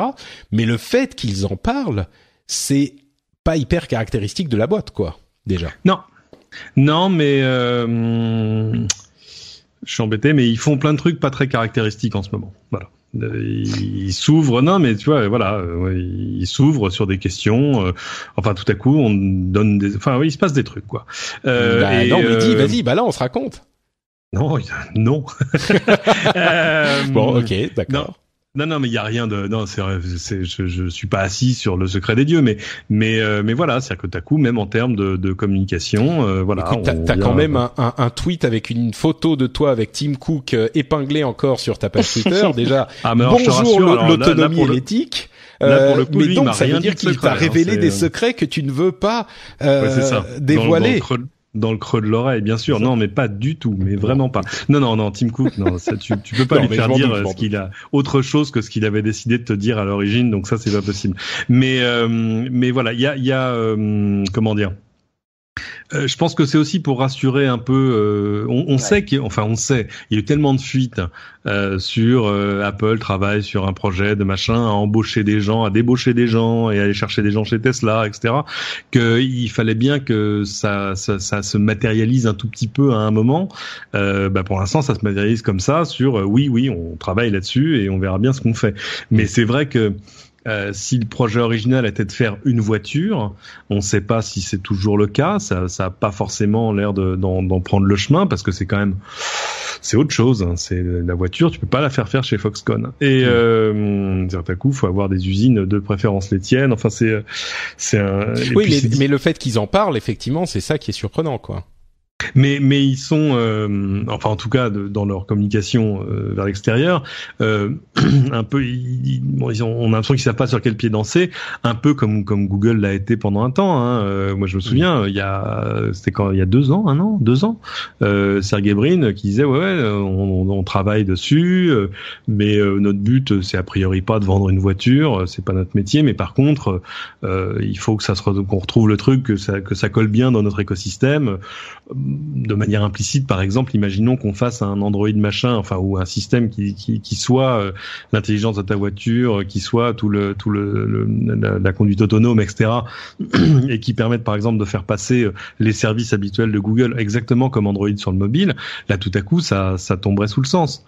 Mais c'est vrai que quand on voit les maintenant milliards investis, je pense que Tim Cook avait intérêt à arriver à en dire 2 mots, ne serait-ce que pour, je sais pas comment on dit en français, pour gérer les attentes des gens, comme on dit manage expectations, pour pas qu'on en attende trop, pour pas qu'on dise Apple est en train de faire son propre Tesla. Enfin, tu vois, c'est parce que disons que la partie la plus importante du message, c'est peut-être on sait pas ce qu'on va en faire, donc vous emballez pas, ça, quoi. Plus que de dire, ça, exactement. Plus que d'enfoncer la porte ouverte, de dire oui, on travaille dessus, ça tout le monde le sait. Parce que quand on sait que tu fais quelque chose depuis longtemps et que tu n'annonces rien, c'est jamais une bonne nouvelle. Donc à un moment, il faut quand même que tu prennes la parole, ne serait-ce que pour que les gens n'en attendent pas trop ou pas trop tôt. Guillaume ? Il y a un peu une crise de l'excitation et du rêve, non, chez Apple, quand on regarde les derniers lancements, c'est vraiment des choses formidables. Mais on a la montre, on a les AirPods, on a un HomePod, tout ça c'est génial, ça fait envie, mais c'est pas non plus complètement dingue pour des perspectives à long terme pour une entreprise telle qu'Apple. Donc s'ils distillent pas un petit peu des infos qui veulent en fait tout dire et rien dire, et puis pour montrer quand même qu'ils sont dans la course, parce qu'aujourd'hui ce type de boîte, s'ils bossent pas sur ces technologies-là de manière profonde, ils sont morts dans quelques années, ils passent à côté de quelque chose. Je pense que finalement c'est beaucoup de l'image. Je dis pas qu'évidemment il n'y a pas du travail derrière, hein. Je pense qu'effectivement il y a des investissements de dingue et il y a beaucoup de travail de fait, mais c'est à mon avis beaucoup de la réassurance pour le public, je pense. Ouais, je pense qu'il y a un peu des deux, effectivement. Bon, ensuite, il y a les premières reviews qui arrivent de la Surface Pro, de la nouvelle Surface Pro et de l'iPad Pro. Alors, je vais vous passer l'ensemble des détails, mais en gros, les deux sont d'excellentes machines avec des approches différentes du même problème. C'est un petit peu comme c'est le cas depuis un certain temps, hein. On en a souvent parlé. La Surface, c'est une réduction de l'ordinateur complet. L'iPad, c'est une expansion du téléphone. Et là, je crois que c'est la première fois où vraiment on a de manière parfaitement symétrique un enthousiasme auquel les produits répondent dans les deux camps, et les deux, il y a plus cette sorte de guéguerre un petit peu ridicule où on dit un tel est meilleur que tel autre, mais là on a vraiment chacun qui est un produit défini, et les deux qui, pour ce qu'ils sont censés faire, font plus et le font mieux et sont excellents. Je suis d'accord. J'ai pas eu la nouvelle Surface en main. Par contre, j'ai le nouvel iPad Pro. C'est une sacrée machine. Hein. Là, ce week-end, est-ce que je suis parti? J'étais en Bretagne et je suis parti. Est-ce que j'ai pris mon Mac? J'ai pris mon MacBook, mais par atavisme, mais il est resté au fond du sac parce que tout à coup, un iPad Pro avec. Là, j'ai le grand, mais. T'as iOS 9 ou... Ah, pardon, iOS 11 ou pas encore? Non, j'attends la bêta publique. J'ai pas voulu mettre la charrue avant les bœufs, mais avec un clavier, avec le stylet, avec tout ça, non, ça fait qu'est-ce qu'elle. Mais moi, je suis ahuri parce que j'ai plein de machines iOS, un iPhone 7 Plus, etc. Mais même sur des trucs bêtes, c'est-à-dire que tu vois, mettre à jour des applications, bah ça va beaucoup plus vite. C'est bête, hein. Mais tu pensais que ça faisait partie de ces choses qui tenaient à un temps un peu incompressible. Eh ben non, ça va vraiment plus vite. Ça veut dire que la mémoire, le stockage va plus vite vraiment à l'intérieur. Enfin, on a des benchmarks. On a des benchmarks de ces deux nouvelles versions. Moi, j'ai le 10,5 pouces. Des benchmarks qui les placent dans la même catégorie que des petits ordinateurs portables. Enfin, des petits, même pas, des vrais ordinateurs portables. Donc, au niveau puissance, on atteint des sommets qui étaient là, ça y est, là, on y est. C'est plus un jour ils seront aussi puissants que machin. Non, là, c'est bon, ils y sont. Donc, bon, et effectivement, l'autre courbe, c'est qu'il y a des logiciels pour bosser, là, pour le coup, qui sont vraiment de plus en plus sérieux. C'est-à-dire que la suite Microsoft sur iPad, elle déchire. Je parle même pas des outils d'Apple. Il y a maintenant, là, je me suis amusé à faire du montage parce qu'évidemment, sur les dernières machines, tu peux avoir 512 gigas de stockage. C'est fou. C'est-à-dire que tu peux avoir plus de stockage sur un iPad que sur un Mac de base. Non, mais c'est vrai. Et tout à coup, voilà, j'ai un de mes petits logiciels fétiches qui s'appelle LumaVision, qui est un logiciel de montage récent il faut juste imaginer ce que serait un Final Cut sur iPad et ça marche vachement bien quoi. Je suis assez bluffé. Ouais, vas-y, juste un mot sur les parallèles, Patrick. Je te rejoins complètement je vous rejoins tous les deux sur cette vision des deux produits et des deux approches. Il y a quand même un truc, c'est que je trouve que du côté d'Apple pour iOS 11, il y a, je trouve, une plus grande avancée sur la philosophie en tout cas d'Apple. Il y a vraiment plus de progression. Là où du côté de Microsoft, il y a plus de puissance. Il y a pas forcément une grande évolution sur les principes des usages, sur les façons de travailler. Alors d'aucuns diraient d'ailleurs que Apple a peut-être plus de retard sur la façon de voir les choses, et donc il y a plus d'avancées pour combler ce retard. Mais je trouve qu'il y a une très très belle approche pour iOS 11, et au-delà des machines, il y a vraiment quelque chose qui va avancer à ce niveau-là pour les usages du quotidien type bureautique, et c'est génial, je trouve. Je crois qu'effectivement les gens qui parlent de l'intérêt de ces nouveaux iPads incluent un petit peu dans leur réflexion l'arrivée prochaine d'iOS 11, qui pour le coup, je crois que encore aujourd'hui pour iOS 10, on a une utilisabilité qui est un peu en retrait, et qu'avec iOS 11 on avance, on fait 2-3 pas de plus. Donc on est dans la même on est dans la même pièce, on va dire, au lieu d'être dans deux pièces différentes, même si on n'est pas exactement à la même place. Ma métaphore n'est pas la plus élégante, j'en conviens, mais un autre truc qui est pas le plus élégant qui soit, c'est Bixby, cet assistant vocal, assistant virtuel qui a été présenté en grande pompe par Samsung il y a quelques mois pour son nouveau Galaxy. Il est non seulement encore en retard, mais en plus, en anglais en tout cas, mais en plus les tests qu'ont fait les premières personnes qui ont eu accès sont vraiment pas concluants. Donc Donc il semblerait que ça soit en fait un plus de boulot que prévu et Bixby n'est pas incroyable. Non, oui, vas-y. Non, c'est énormément de boulot. Ce qui fait apparemment le mieux, c'est comment dire, c'est rester connecté à d'autres applications. C'est ça. Voilà, ça c'est pas mal. Ce qui est un truc que Siri commence à faire, que Amazon Echo commence à faire aussi. Mais ouais, il y a quand même, enfin la pente est forte. Dans l'ensemble, il est décevant, on est d'accord. J'ai pas essayé pour tout te dire. Moi, je l'ai essayé en anglais sur le premier S8, mais il est dispo en français déjà. Non, on parle en anglais. Ouais, et moi, bien sûr, je l'ai pas non plus. Il est dispo si tu t'inscris au machin de pré-testeur bidule, et donc c'est justement à partir de ces premiers tests. C'est encore très très bêta. On va pas. Oui. Bah, disons qu'il est en retard. Il était censé arriver avec le téléphone qui est disponible depuis un moment. Donc voilà. Il est disponible en coréen. Peut-être qu'il marche bien en coréen. Le Galaxy Note 8 sera présenté le 26 août et entre-temps ils revendent des Note 7 refurbished, comment on dit, reconditionnés. Donc bon, à acheter. Mais c'est bizarre d'en vendre maintenant alors que tu vas annoncer le Note 8 dans 2 mois. Et enfin bon, bref, c'est sans doute beaucoup d'argent à perdre. Quoi. Ils ont quelques millions sur les bras. Hein, donc le 15 juin, c'était la fin des frais d'itinérance dans l'Union européenne. Ça, c'est un peu la fête, non? C'est la super fête. Attends, on se rend même pas compte. Enfin, c'est vraiment la super fête, ouais. En gros, ce qui se passe pour 99% des gens, c'est que tant que vous vous connectez à votre réseau national une fois par mois, à peu près, vous verrez pas la différence quand vous êtes en France et quand vous êtes ailleurs, ou d'ailleurs n'importe quel pays européen. Mais il faut donc la manière concrètement dont il y a aussi des clauses d'usage raisonnable, hein. Mais en gros, à peu près, vous aurez pas forcément l'intégralité de votre forfait data disponible quand vous serez dans les autres pays d'Europe, mais il y en a vraiment. On parle en gigas, hein, en fonction du prix que vous payez. Mais la contrainte principale, c'est qu'il faut qu'on soit connecté une fois par mois à notre réseau national. Donc, c'est normal parce que sinon tu vas aller prendre. Voilà. Alors soit tous les Suisses vont venir prendre des forfaits free. Non, parce qu'en plus il faut rappeler que quand t'es en itinérance, c'est-à-dire quand t'es, je sais pas, tu prends ton forfait quel qu'il soit, de quelque opérateur qu'il soit, et tu vas en Allemagne par exemple.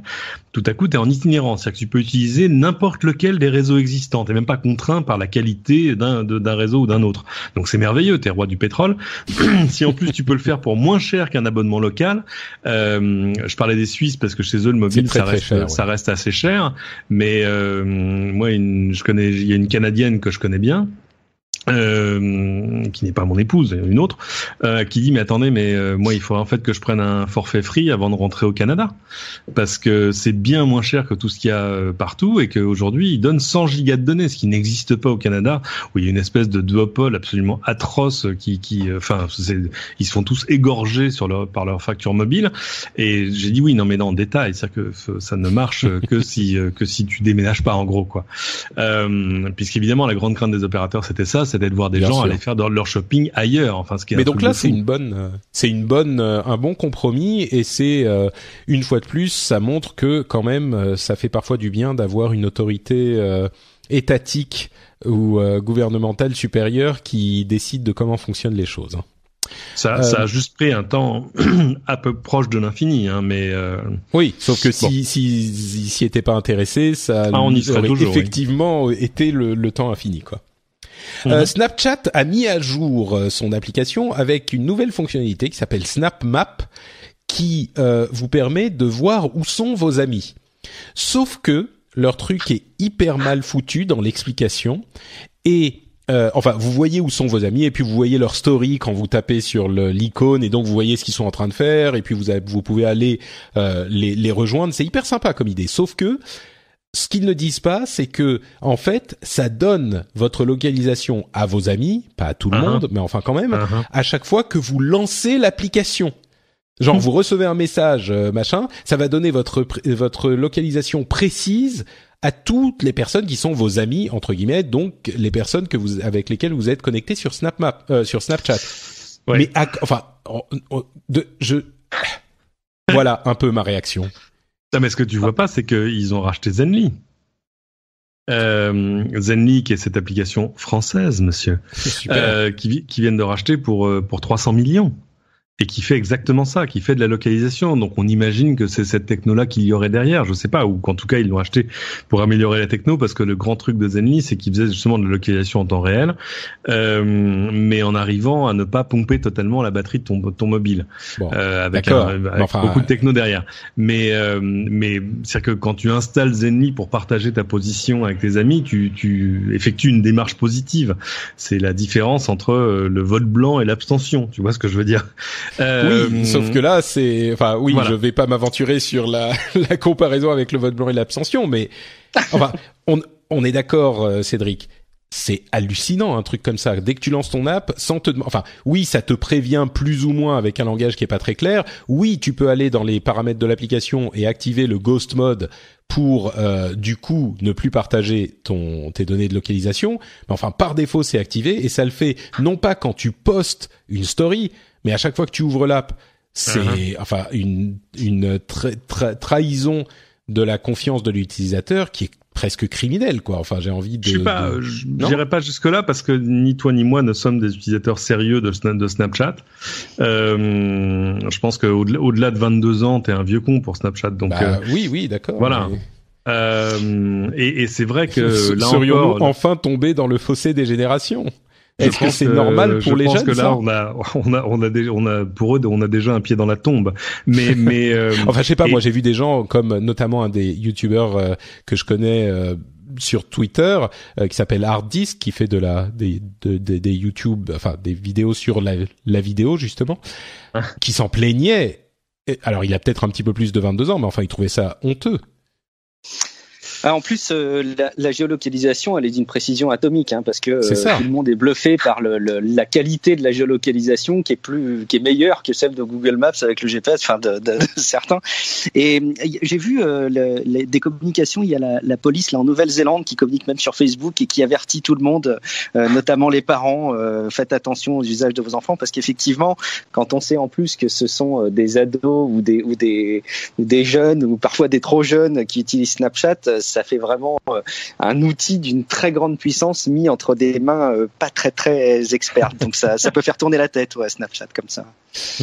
Ouais, moi ça me paraît assez irresponsable de la part de Snapchat et j'imagine qu'il va y avoir une. Oui, je pense pas. Moi, enfin, à la limite que quand tu postes un truc, ça partage ta localisation. À la limite, ok.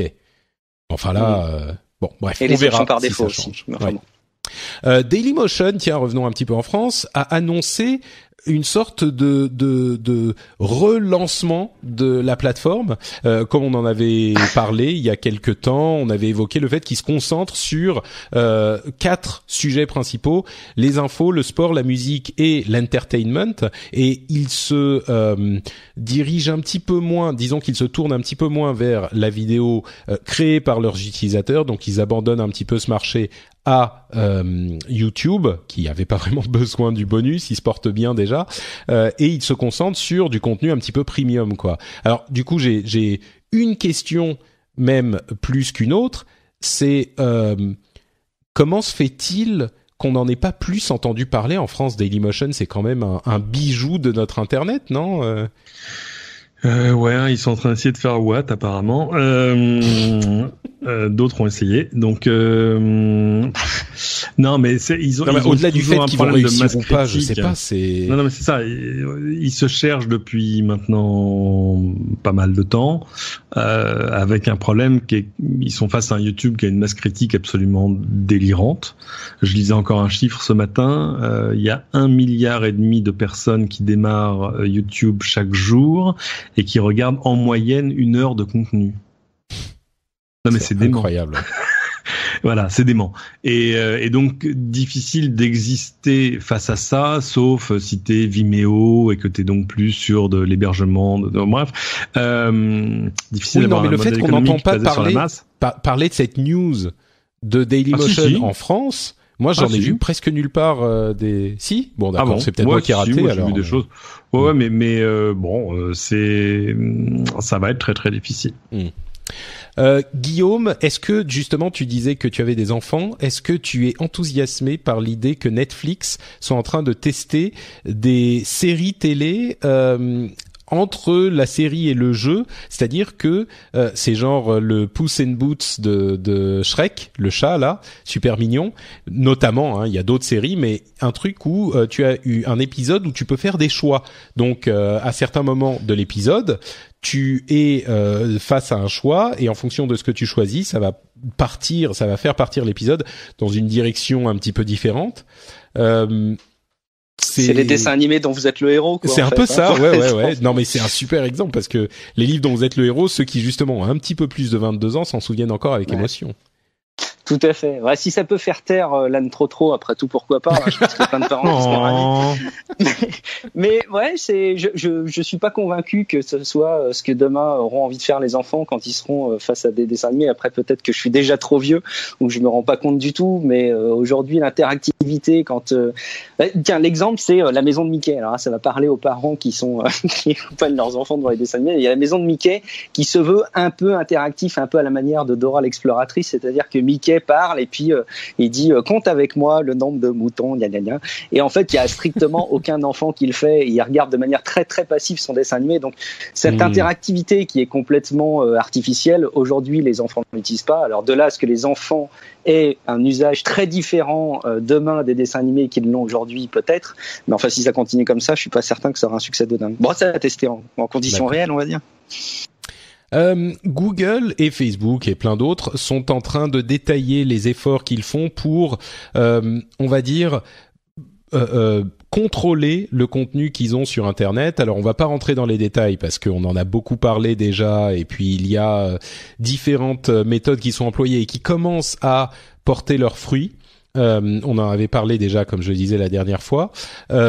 Il y a notamment des initiatives de personnel avec le fait d'engager plus de monde, mais il y a aussi des initiatives techniques avec un entraînement de l'intelligence artificielle plus poussé, la suppression de la monétisation sur les vidéos qui sont jugées comment dire, inflammatory, donc controversées.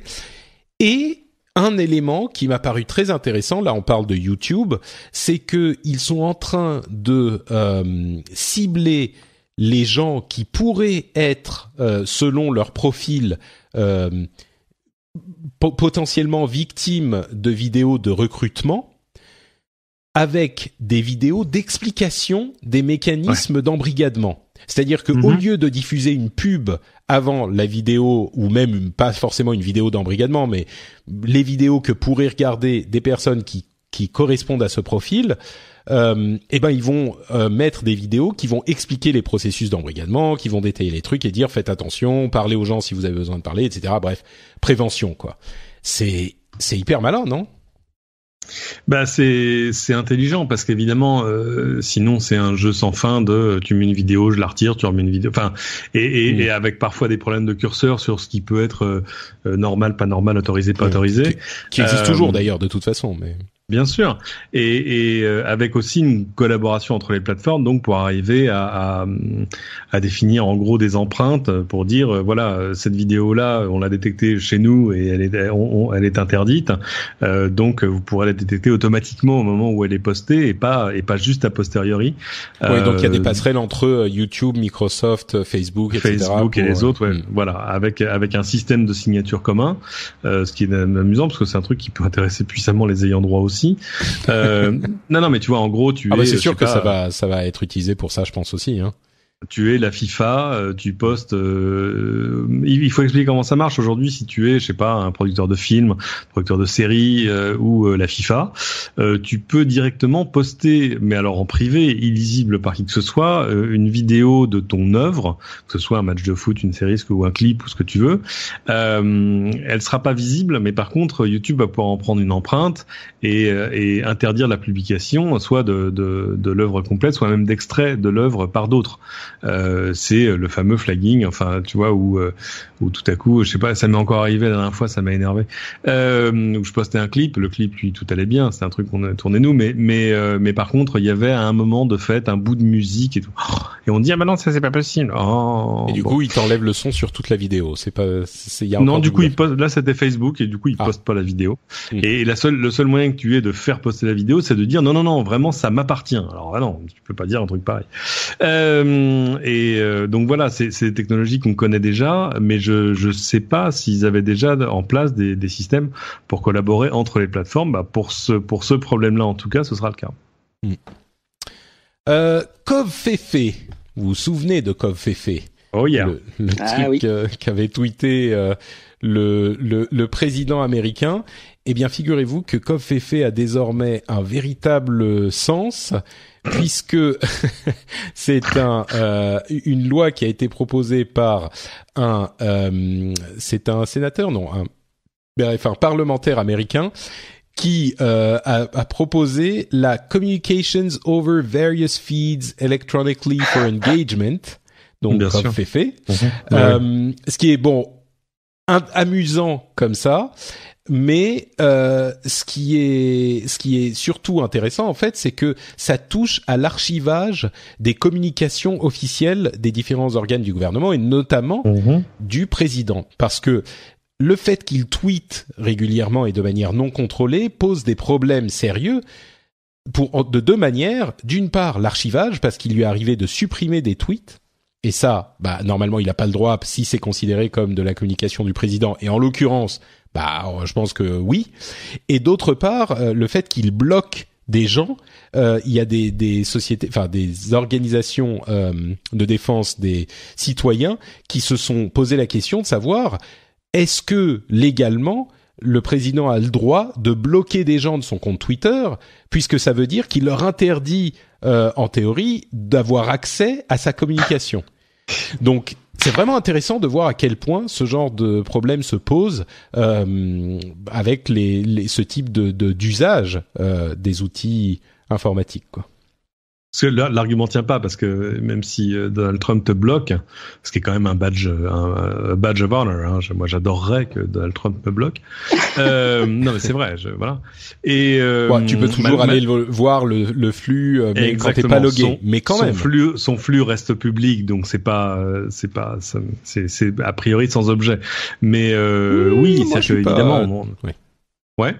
Non, moi je trouve que c'est pas complètement sans objet, parce que quand t'es logué dans le service, il faut que tu te délogues ou que tu ailles voir la page d'une autre manière. Oui, moi, mais ça n'en fait pas moins une communication publique. Alors que là, tout ce qui fait de l'archivage des messageries, etc., tient à des communications qui jusque-là étaient privées. Donc c'est beaucoup moins un souci d'archiver les tweets. Bon, c'est intéressant de se dire que oui, bien sûr, il faudra juste rajouter dans l'archive les réseaux sociaux officiels des présidents en poste. Bon, ça me paraît bien, mais je pense pas qu'on soit d'accord sur la signification de Covfefe. Bon, tu nous donneras peut-être un jour la signification exacte que toi tu connais bien. Tiens, le plan d'action sur l'internet et le terrorisme qui a été évoqué par Emmanuel Macron et Theresa May il y a quelques semaines. Alors, il y a beaucoup de choses qui sont critiquables, discutables, détaillables, mais je crois qu'il y a un point qui a interloqué, on va dire, tous les lecteurs de ce plan qui ont un minimum de connaissances informatiques. C'est le point 3.3 qui dit, alors je vais citer le truc, il doit exister une possibilité d'accès au contenu des communications chiffrées et à leurs métadonnées. Mais il précise ensuite, il n'est pas question ici de porte dérobée ou d'interdiction de chiffrement. Ah. Alors vraiment, là, déjà, il doit exister une possibilité d'accès au contenu des communications chiffrées et leurs métadonnées. C'est tout le débat qu'on a depuis 1 an, 2 ans sur est-ce que il est possible d'avoir ces accès ou pas techniquement, qu'est-ce que ça implique, qu'est-ce que ça veut dire. Mais il est évident que ce type d'accès ne peut se faire que par des portes dérobées, ou alors C'est pas chiffré, voilà. Donc le fait de préciser ensuite un chiffrement extrêmement faible. Oui, et du coup on peut tous le briser. Non, c'est ça. Enfin, voilà. C'est voilà. Et du coup préciser ensuite, il n'est pas question ici de porte dérobée ou d'interdiction de chiffrement. Mais de quoi parlez-vous, quoi? Là, c'est je pense qu'on peut, sans trop exagérer, qu'on est dans l'incohérence la plus complète. Ou alors ça a été mal traduit ou je sais pas, mais enfin c'est du n'importe quoi. Oui, ça ressemble. La tournure ressemble à une phrase traduite de l'anglais. Dont on ne sait pas si elle veut dire nous devons créer ou tu vois, ou plutôt il doit bien exister en cherchant bien. Dans les deux cas, tout ce que j'ai envie de dire, c'est Manu, faut qu'on parle. Ouais, non, là il y a clairement. Je demande à Mounir, il va t'expliquer. Voilà, c'est pas compliqué. Voilà. Je pense il va secouer la tête en disant non, je t'ai déjà dit, c'est pas possible. Non mais il l'a peut-être fait pour faire plaisir à Theresa May, qui elle de toute façon plane tellement très très haut que bon, elle est plus à ça près. Oui. Elle vient quand même de signer un accord avec les unionistes d'Irlande du Nord, un truc de fou. Mais enfin, elle est en train de mettre en danger 40 ans de négociations sur l'Irlande. Juste pour arriver à gagner une majorité, pour faire passer un Brexit dont plus personne ne veut. Enfin vraiment, on dirait du Monty Python en pas drôle, quoi. Et donc voilà, je pense que il voulait faire une déclaration commune. Peut-être qu'elle était venue avec ça dans sa besace. Ils l'ont tourné de façon à dire que non, vous inquiétez pas, on va pas devenir la Corée du Nord. Et peut-être que finalement, ça arrange tout le monde et lui aussi que le truc ne veuille rien dire. Enfin, que ce soit pas actionnable. C'est-à-dire, c'est genre, voilà. Donc il faudrait qu'il y ait un moyen, mais on va pas interdire le chiffrement et on va pas vous demander les clés. Ah bah dans ces conditions-là, tout le monde est content, hein. Tout le monde va dire nickel. Ah bah oui, il faudrait qu'il y ait un moyen, effectivement. Ah oui, ça, c'est vrai. Tu vois, tout le monde va secouer la tête en disant ouais, c'est vrai, il faudrait qu'il y ait un moyen. Allez, salut. Bon, il y a aussi une série d'annonces. On en parlera peut-être un petit peu avec Jeff au prochain épisode, mais une série d'annonces sur la start-up it que voudrait donner à la France le président Macron, avec notamment des visas focalisés sur la tech. Il y a d'autres choses, hein, mais juste pour avoir votre avis à tous les deux là rapidement. Bon, on est dans le domaine de la tech, donc je suis sûr que on regardera ça plutôt d'un œil plus favorable, j'imagine, que des gens qui sont plus opposés à ce genre de choses. Mais l'idée de ce visa serait d'avoir donc un visa tech spécifiquement délivré pour 4 ans aux gens qui viennent travailler dans le domaine de la tech sous certaines conditions, bien sûr, avec l'idée de donner une expertise et une excellence au pays dans certains domaines de la tech. Et on pense évidemment aux questions énergétiques, donc de recherche sur les énergies renouvelables, mais pas seulement, de la tech en général. Peut-être Guillaume, qui est resté très silencieux ces dernières minutes. Qu'est-ce que tu en penses de cette idée ? Qu'on aime ou pas Emmanuel Macron, force est de reconnaître que s'il y a bien un truc qu'on attend de lui, c'est ce genre d'initiative. On a tous en tête les initiatives dont vous aviez bien parlé d'ailleurs à l'époque, hein, du label de la French Tech à l'époque. Et finalement, après tout, on peut voir ça que d'un œil bienveillant. Après avoir dans quelle moi, je suis sûr qu'il y a des gens qui réussiraient à le voir d'un œil malveillant. Mais c'est difficile d'être contre quand même. Hein. Ouais, c'est compliqué. Hein. Tu vas faire venir des gens qui ont une vraie expertise pour faire tourner des boîtes et tout. Ouais, c'est. Le seul risque, c'est ça marche pas, quoi. Mais on voit pas trop. C'est ça. En fait. Et c'est pas un risque très cher. D'accord. Écoutez, un truc un petit peu moins positif, c'est le gouvernement chinois qui a décidé.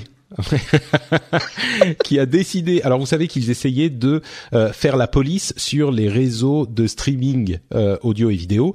Il y en a certains spécifiques donc au pays comme Weibo. Enfin spécifiquement, on parle de Weibo, iFeng et Assez Fun, je ne sais pas si ça se prononce autrement. Ça marche bien en français, Assez Fun. Assez Fun, c'est assez fun. Et écoute, c'est plus tellement fun parce qu'ils viennent purement et simplement de leur interdire de faire du streaming. Tout court, voilà. C'est pas juste on va essayer de réguler, de machin. Maintenant, il y a plus de streaming du tout. Du coup, ils ont concrètement interdit le streaming vidéo en Chine, dans le pays. C'est étonnant qu'ils soient aussi sévères en Chine. J'enfonce un petit peu des portes ouvertes, mais je crois qu'il est bon aussi de rappeler parfois certaines politiques de certains gouvernements quand c'est notable de cette manière, quoi. Tout à fait. Ouais. Moi, j'ai le souvenir il y il y a longtemps déjà, il y a 8 ans, un truc comme ça, à Pékin, où j'avais eu la chance d'aller chez YouQ. YouQ, c'est le YouTube chinois. Alors depuis, ils sont 100 fois plus gros qu'ils étaient à l'époque, etc. Et évidemment, moi, je leur posais plein de questions sur, non mais attendez, vous pouvez poster n'importe quoi? Bah ouais, les gens ils postent des vidéos. Non mais je veux dire, il y a quand même un peu de, je sais pas comment on dit le mot avec un C. Enfin, je veux dire, il y a un peu de contrôle. C'est ça que tu veux dire. De contrôle, voilà. Et ah oui, ah bah non, quand on nous signale des vidéos, on les retire, tout ça. Ah bon, mais je veux dire, ça se passe bien? Oui, ça se passe sans aucun souci. Enfin, c'était genre, bah d'accord. Alors, ça avait l'air pas plus compliqué que YouTube, c'est-à-dire que, mais et de fait, ils se sont retrouvés avec le même problème que tout le monde, c'est-à-dire que le volume de choses publiées fait que, sauf à mettre 10 000 personnes sur le coup, t'es toujours à essayer de raccrocher les wagons à la locomotive qui elle file à 300 à l'heure, quoi. Et mais les Chinois ont à leur disposition des moyens plus radicaux que les nôtres. C'est-à-dire que voilà, eux, ils peuvent dire ah ben non, ça y est, on a coupé les routeurs, donc maintenant tu te démerdes. Voilà. Oui, en même temps, mettre 10 000 personnes pour faire les trucs, ils ont de la main d'œuvre en Chine, donc. Ah bah ça, la Chine est un pays où les problèmes se résolvent par le nombre. C'est-à-dire que non mais c'est dément. Je voyais encore un témoignage de quelqu'un, d'un journaliste qui s'est fait recruter à aller assembler des iPhones dans une usine et qui expliquait que dans son usine ou autour de lui, dans les périodes de bourre, il y avait 170 000 personnes qui travaillaient. Quand même. D'accord. Ah ouais, c'est correct.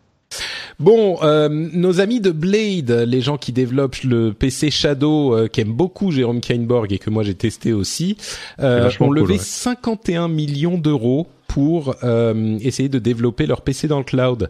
Donc, espérons que ça se passe bien pour eux. À ce prix-là, on pourrait commencer à y croire. Oui, bah oui. Mais d'autant que tu peux avoir des machines virtuelles sous S10. Enfin non, c'est. Ça pose d'ailleurs les questions très rapidement. Ça pose quand même la question justement de la course effrénée derrière les machines type iMac Pro ou équivalent dans d'autres crèmeries. On se demande si c'est bien le sens de l'avenir et s'il vaudrait pas mieux investir sur ce type de techno. Mais enfin bon. Ça pose des questions sur le futur des consoles aussi. Hein. Ça pose plein de questions sur plein de choses. Je crois qu'on est là, en fait, là où on arrive, c'est le début du moment où ce genre de truc marche. C'est ça. Pas juste techniquement, mais aussi commercialement. Là, on a un espoir de le voir fonctionner. Et je ne sais pas si ça va vraiment fonctionner. Moi, j'aime bien le produit. Il est convaincant dans certaines conditions spécifiques. Mais là, on est au début où il y a peut-être une vraie réussite envisageable. Donc c'est enthousiasmant. Et puis bon, du coup, c'est fou et génial que ce soit français. Hein. Exactement. Et justement, en parlant de France, on va conclure avec les claviers Bepo et AZERTY qui ont été dévoilés. On vous en parlait il y a quelque temps, mais il y a effectivement donc deux nouveaux claviers qui ont été étudiés par l'AFNOR. Donc clavier Bepo plus ergonomique, clavier AZERTY un petit peu modifié pour le revoir le clavier AZERTY existant déjà, sans trop bousculer nos habitudes. Moi, j'avoue que j'ai regardé le clavier AZERTY, le Bepo, bon, il change beaucoup de toute façon. Et j'ai eu des conversations très animées sur Twitter parce que moi, il y avait certains caractères dont je ne comprenais pas l'emplacement proéminent, genre accessible en une touche, contre d'autres caractères qui étaient accessibles en 2 touches, voire 3.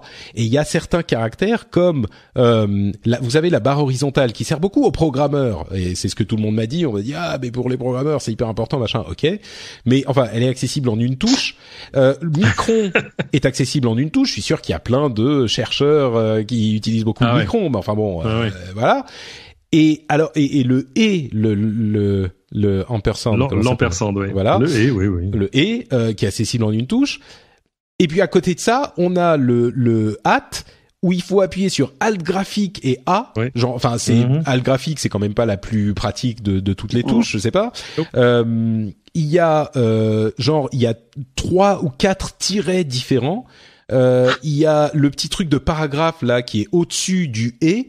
Alors, je suis sûr que les éditeurs vont me dire, ah bah oui, mais tu comprends pas, paragraphe, on s'en sert tout le temps. Bah d'accord. Enfin, moi j'ai l'impression que des trucs comme, je sais pas, le signe de l'euro ou le @ ou le hashtag, oui, je sais qu'on s'en sert pas tout le temps non plus. Le @ oui, les adresses mail, elles sont surtout dans notre répertoire et donc on le tape pas entièrement. Mais enfin moi, dès que je tape mon login quelque part, je dois mettre mon adresse et donc je fais @ Enfin, sur Twitter évidemment, mais bon, ça c'est Twitter, on sait que c'est pas le truc le plus présent. Enfin, je sais pas, moi j'ai l'impression que en bon français, sur un clavier français, je suis pas content. Voilà. Moi, je l'aurais fait différemment. Il faut, alors ça, c'est un truc de français, mais de gaulois, j'ai envie de dire, presque. Mais il faut savoir comment ça se fait, ce genre de choses. C'est-à-dire que l'AFNOR, il y a un an maintenant. Tu vois, c'est du lobbying de programmeurs. Exactement. L'AFNOR, et je sais pas si c'est plus, c'est il y a 6 mois ou 1 an, a lancé cette consultation en disant on va essayer de faire évoluer le clavier par rapport aux usages d'aujourd'hui, parce que de fait, il y a des trucs qui sont pas très accessibles, d'autres qui pourraient l'être mieux. Donc ils ont fait un appel à commentaires en fait. Mais qui est allé commenter? Les typographes, les programmeurs, enfin les gens qui passent leur vie sur un clavier. Donc évidemment, ce sont leurs remarques qui ont été prises en compte. Mais encore une fois, c'est pour ça moi je grognais un peu en voyant des papiers de pas mal de confrères où tu voyais, où tu as l'impression que ça y est, c'était la loi. Ça y est. Voilà comment sera ton clavier demain et tu n'as pas le choix. Mais non. Mais alors d'un côté c'est un truc consultatif et de l'autre côté l'avis rendu par l'AFNOR lui aussi il est soumis à la bonne volonté des fabricants. Personne ne va forcer un fabricant à mettre ça sur son clavier. Non mais enfin quand même si on va faire un standard maintenant, ça va pas être pour que chaque fabricant retourne faire le clavier comme il l'entend différemment. À part Apple bien sûr qui fait toujours les trucs comme ils veulent, mais comme ils le font aujourd'hui. Donc si les fabricants sondent un peu leurs utilisateurs et qu'ils leur disent non mais attendez, moi touchez à rien parce que ça va comme ça, ils toucheront à rien. Non mais moi je veux qu'on touche à quelque chose, mais pas comme ça. Ce que je trouve en fait, il faudrait faire un clavier pour Patrick Béja, tu vois, et puis l'imposer à tout le monde pour que je puisse faire mes courses de clavier facilement. Exactement. Cela dit, toute blague mise à part, le clavier personnalisable, ça me semblera pas une idée complètement débile, de se dire qu'on ait plusieurs variations de clavier pour satisfaire les programmeurs, l'autre les écrivains, etc. Enfin, surtout à l'heure où de plus en plus de claviers qu'on utilise sont des écrans qu'on peut personnaliser un peu plus largement. Je trouve ça vraiment frustrant. Mais bon. Ouais, mais moi je suis pas tout à fait d'accord parce que après tu as ton clavier au bureau, ton clavier à la maison, ton clavier sur le portable, et tu vas pas avoir tous les claviers faits spécifiquement pour ta profession. Alors surtout que s'adapter à un clavier, c'est pas évident. Je sais pas si vous avez fait l'exercice avec le Bepo, mais c'est une horreur. Ça prend quelques semaines à chaque fois. Alors, mais enfin, je comprends tout à fait. J'ai eu des discussions très animées avec des gens sur Twitter qui me disaient mais pourquoi veux-tu nous enlever ce truc qui nous sauverait la vie, notamment des programmeurs, tu sais, qui, je comprends, ils tapent leur touche, leur barre horizontale tout le temps. C'était Totor notamment qui était très remonté contre moi parce qu'il avait l'impression que je voulais lui enlever un truc qui l'aiderait beaucoup. Mais je comprends bien ce point de vue. Mais le problème, c'est que effectivement, si on demande à 10 professions différentes quelle serait la position qui serait la plus idéale pour eux, les programmeurs sont pas les seuls à passer leur vie sur un clavier. Tout le monde passe sa vie sur un clavier. Du coup, je me dis, il faudrait peut-être. Alors oui, peut-être que le @ n'est pas le truc qu'utilise. C'est Patrick qui l'utilise plus que les autres. Mais je sais pas, moi j'ai l'impression que je vous lis dans ce truc, dans cette organisation du clavier. Pourquoi, par exemple, est-ce que le point d'interrogation et sur majuscule plus point d'exclamation. Enfin, je sais pas, un point d'interrogation, c'est quand même un truc qu'on utilise plus que au hasard le micron, quoi. Enfin bon, bref, je sais pas. Ça me... tu sais, c'est comme en entreprise. Quand tu demandes trop l'avis aux gens, il ne se passe pas grand-chose. Et moi, j'ai une solution parfaite. Plutôt que de demander l'avis à tout le monde, comme je l'ai déjà dit, vous me demandez mon avis à moi, et comme ça, voilà, ça simplifie. On demande qu'il y a une personne. Bon, bref, écoutez, c'est sur cette conclusion tout à fait raisonnable qu'on va terminer l'émission. Et avant de se quitter, évidemment, j'aimerais demander à Cédric et Guillaume de nous dire où on peut les retrouver sur Internet. Commençons par Cédric. @Cédric sur Twitter, et puis sur Internet, il y a les replays de tout ce que je fais sur lci.fr, pas mal d'autres choses sur la page Facebook d'LCI, et sinon, si vous êtes matinaux, 6h25, 7h25, en direct sur LCI, canal 26 de la TNT. Canal 26 de la TNT, on l'aura bien compris. Guillaume. Vraiment, on va me géolocaliser sur Snapchat. Allez-y, Guillaume Vendée. Et vous me retrouvez sur les réseaux sociaux sous le pseudo Guillaume Vendée, de manière générale. Et vous pouvez m'écouter au moins une fois tous les 15 jours dans Tech Café, un autre podcast indépendant. Podcast indépendant tech que je recommande également. Merci à tous les deux d'avoir été présents. Pour ma part, c'est NotePatrick sur Twitter et sur Facebook. Vous pouvez aussi retrouver l'émission sur frenchspin.fr et vous allez pouvoir laisser sur le site évidemment des commentaires si vous trouvez qu'on a dit trop de bêtises ou pas assez. C'est possible également. Et vous pouvez aussi trouver d'autres émissions. Bien sûr, le rendez-vous jeu, je l'ai évoqué il y a dans cet épisode. Vous pouvez, si vous appréciez les jeux vidéo, allez donc écouter le rendez-vous jeu. Vous allez voir, c'est un bien bon podcast. Vous pouvez aussi laisser des commentaires sur iTunes ou sur tous les catalogues de podcasts que vous utilisez, comme par exemple Machi68, Zadamski, qui ont laissé 5 étoiles en disant très sympa, merci ou super. Et bon, je vais pas vous lire les commentaires en entier, mais je remercie tous ceux qui choisissent de laisser des étoiles. Et justement, si vous voulez nous aider encore plus, enfin, soyons honnêtes, si vous voulez m'aider encore plus, vous pouvez aller sur patreon.com/rdvtech et soutenir cette initiative de podcast indépendant artisanal qui vous donne l'impression d'être assis à la table avec les animateurs. C'est ce qu'on essaye de faire. J'espère que ça vous plaît et que ça vous permet de passer de bons moments cet été et de vous tenir informé. Donc si c'est le cas, ça prend 2 minutes, montre en main, patreon.com/rdvtech. On vous remercie de nous avoir écoutés et on vous donne rendez-vous dans 15 jours pour un nouvel épisode. Ciao à tous!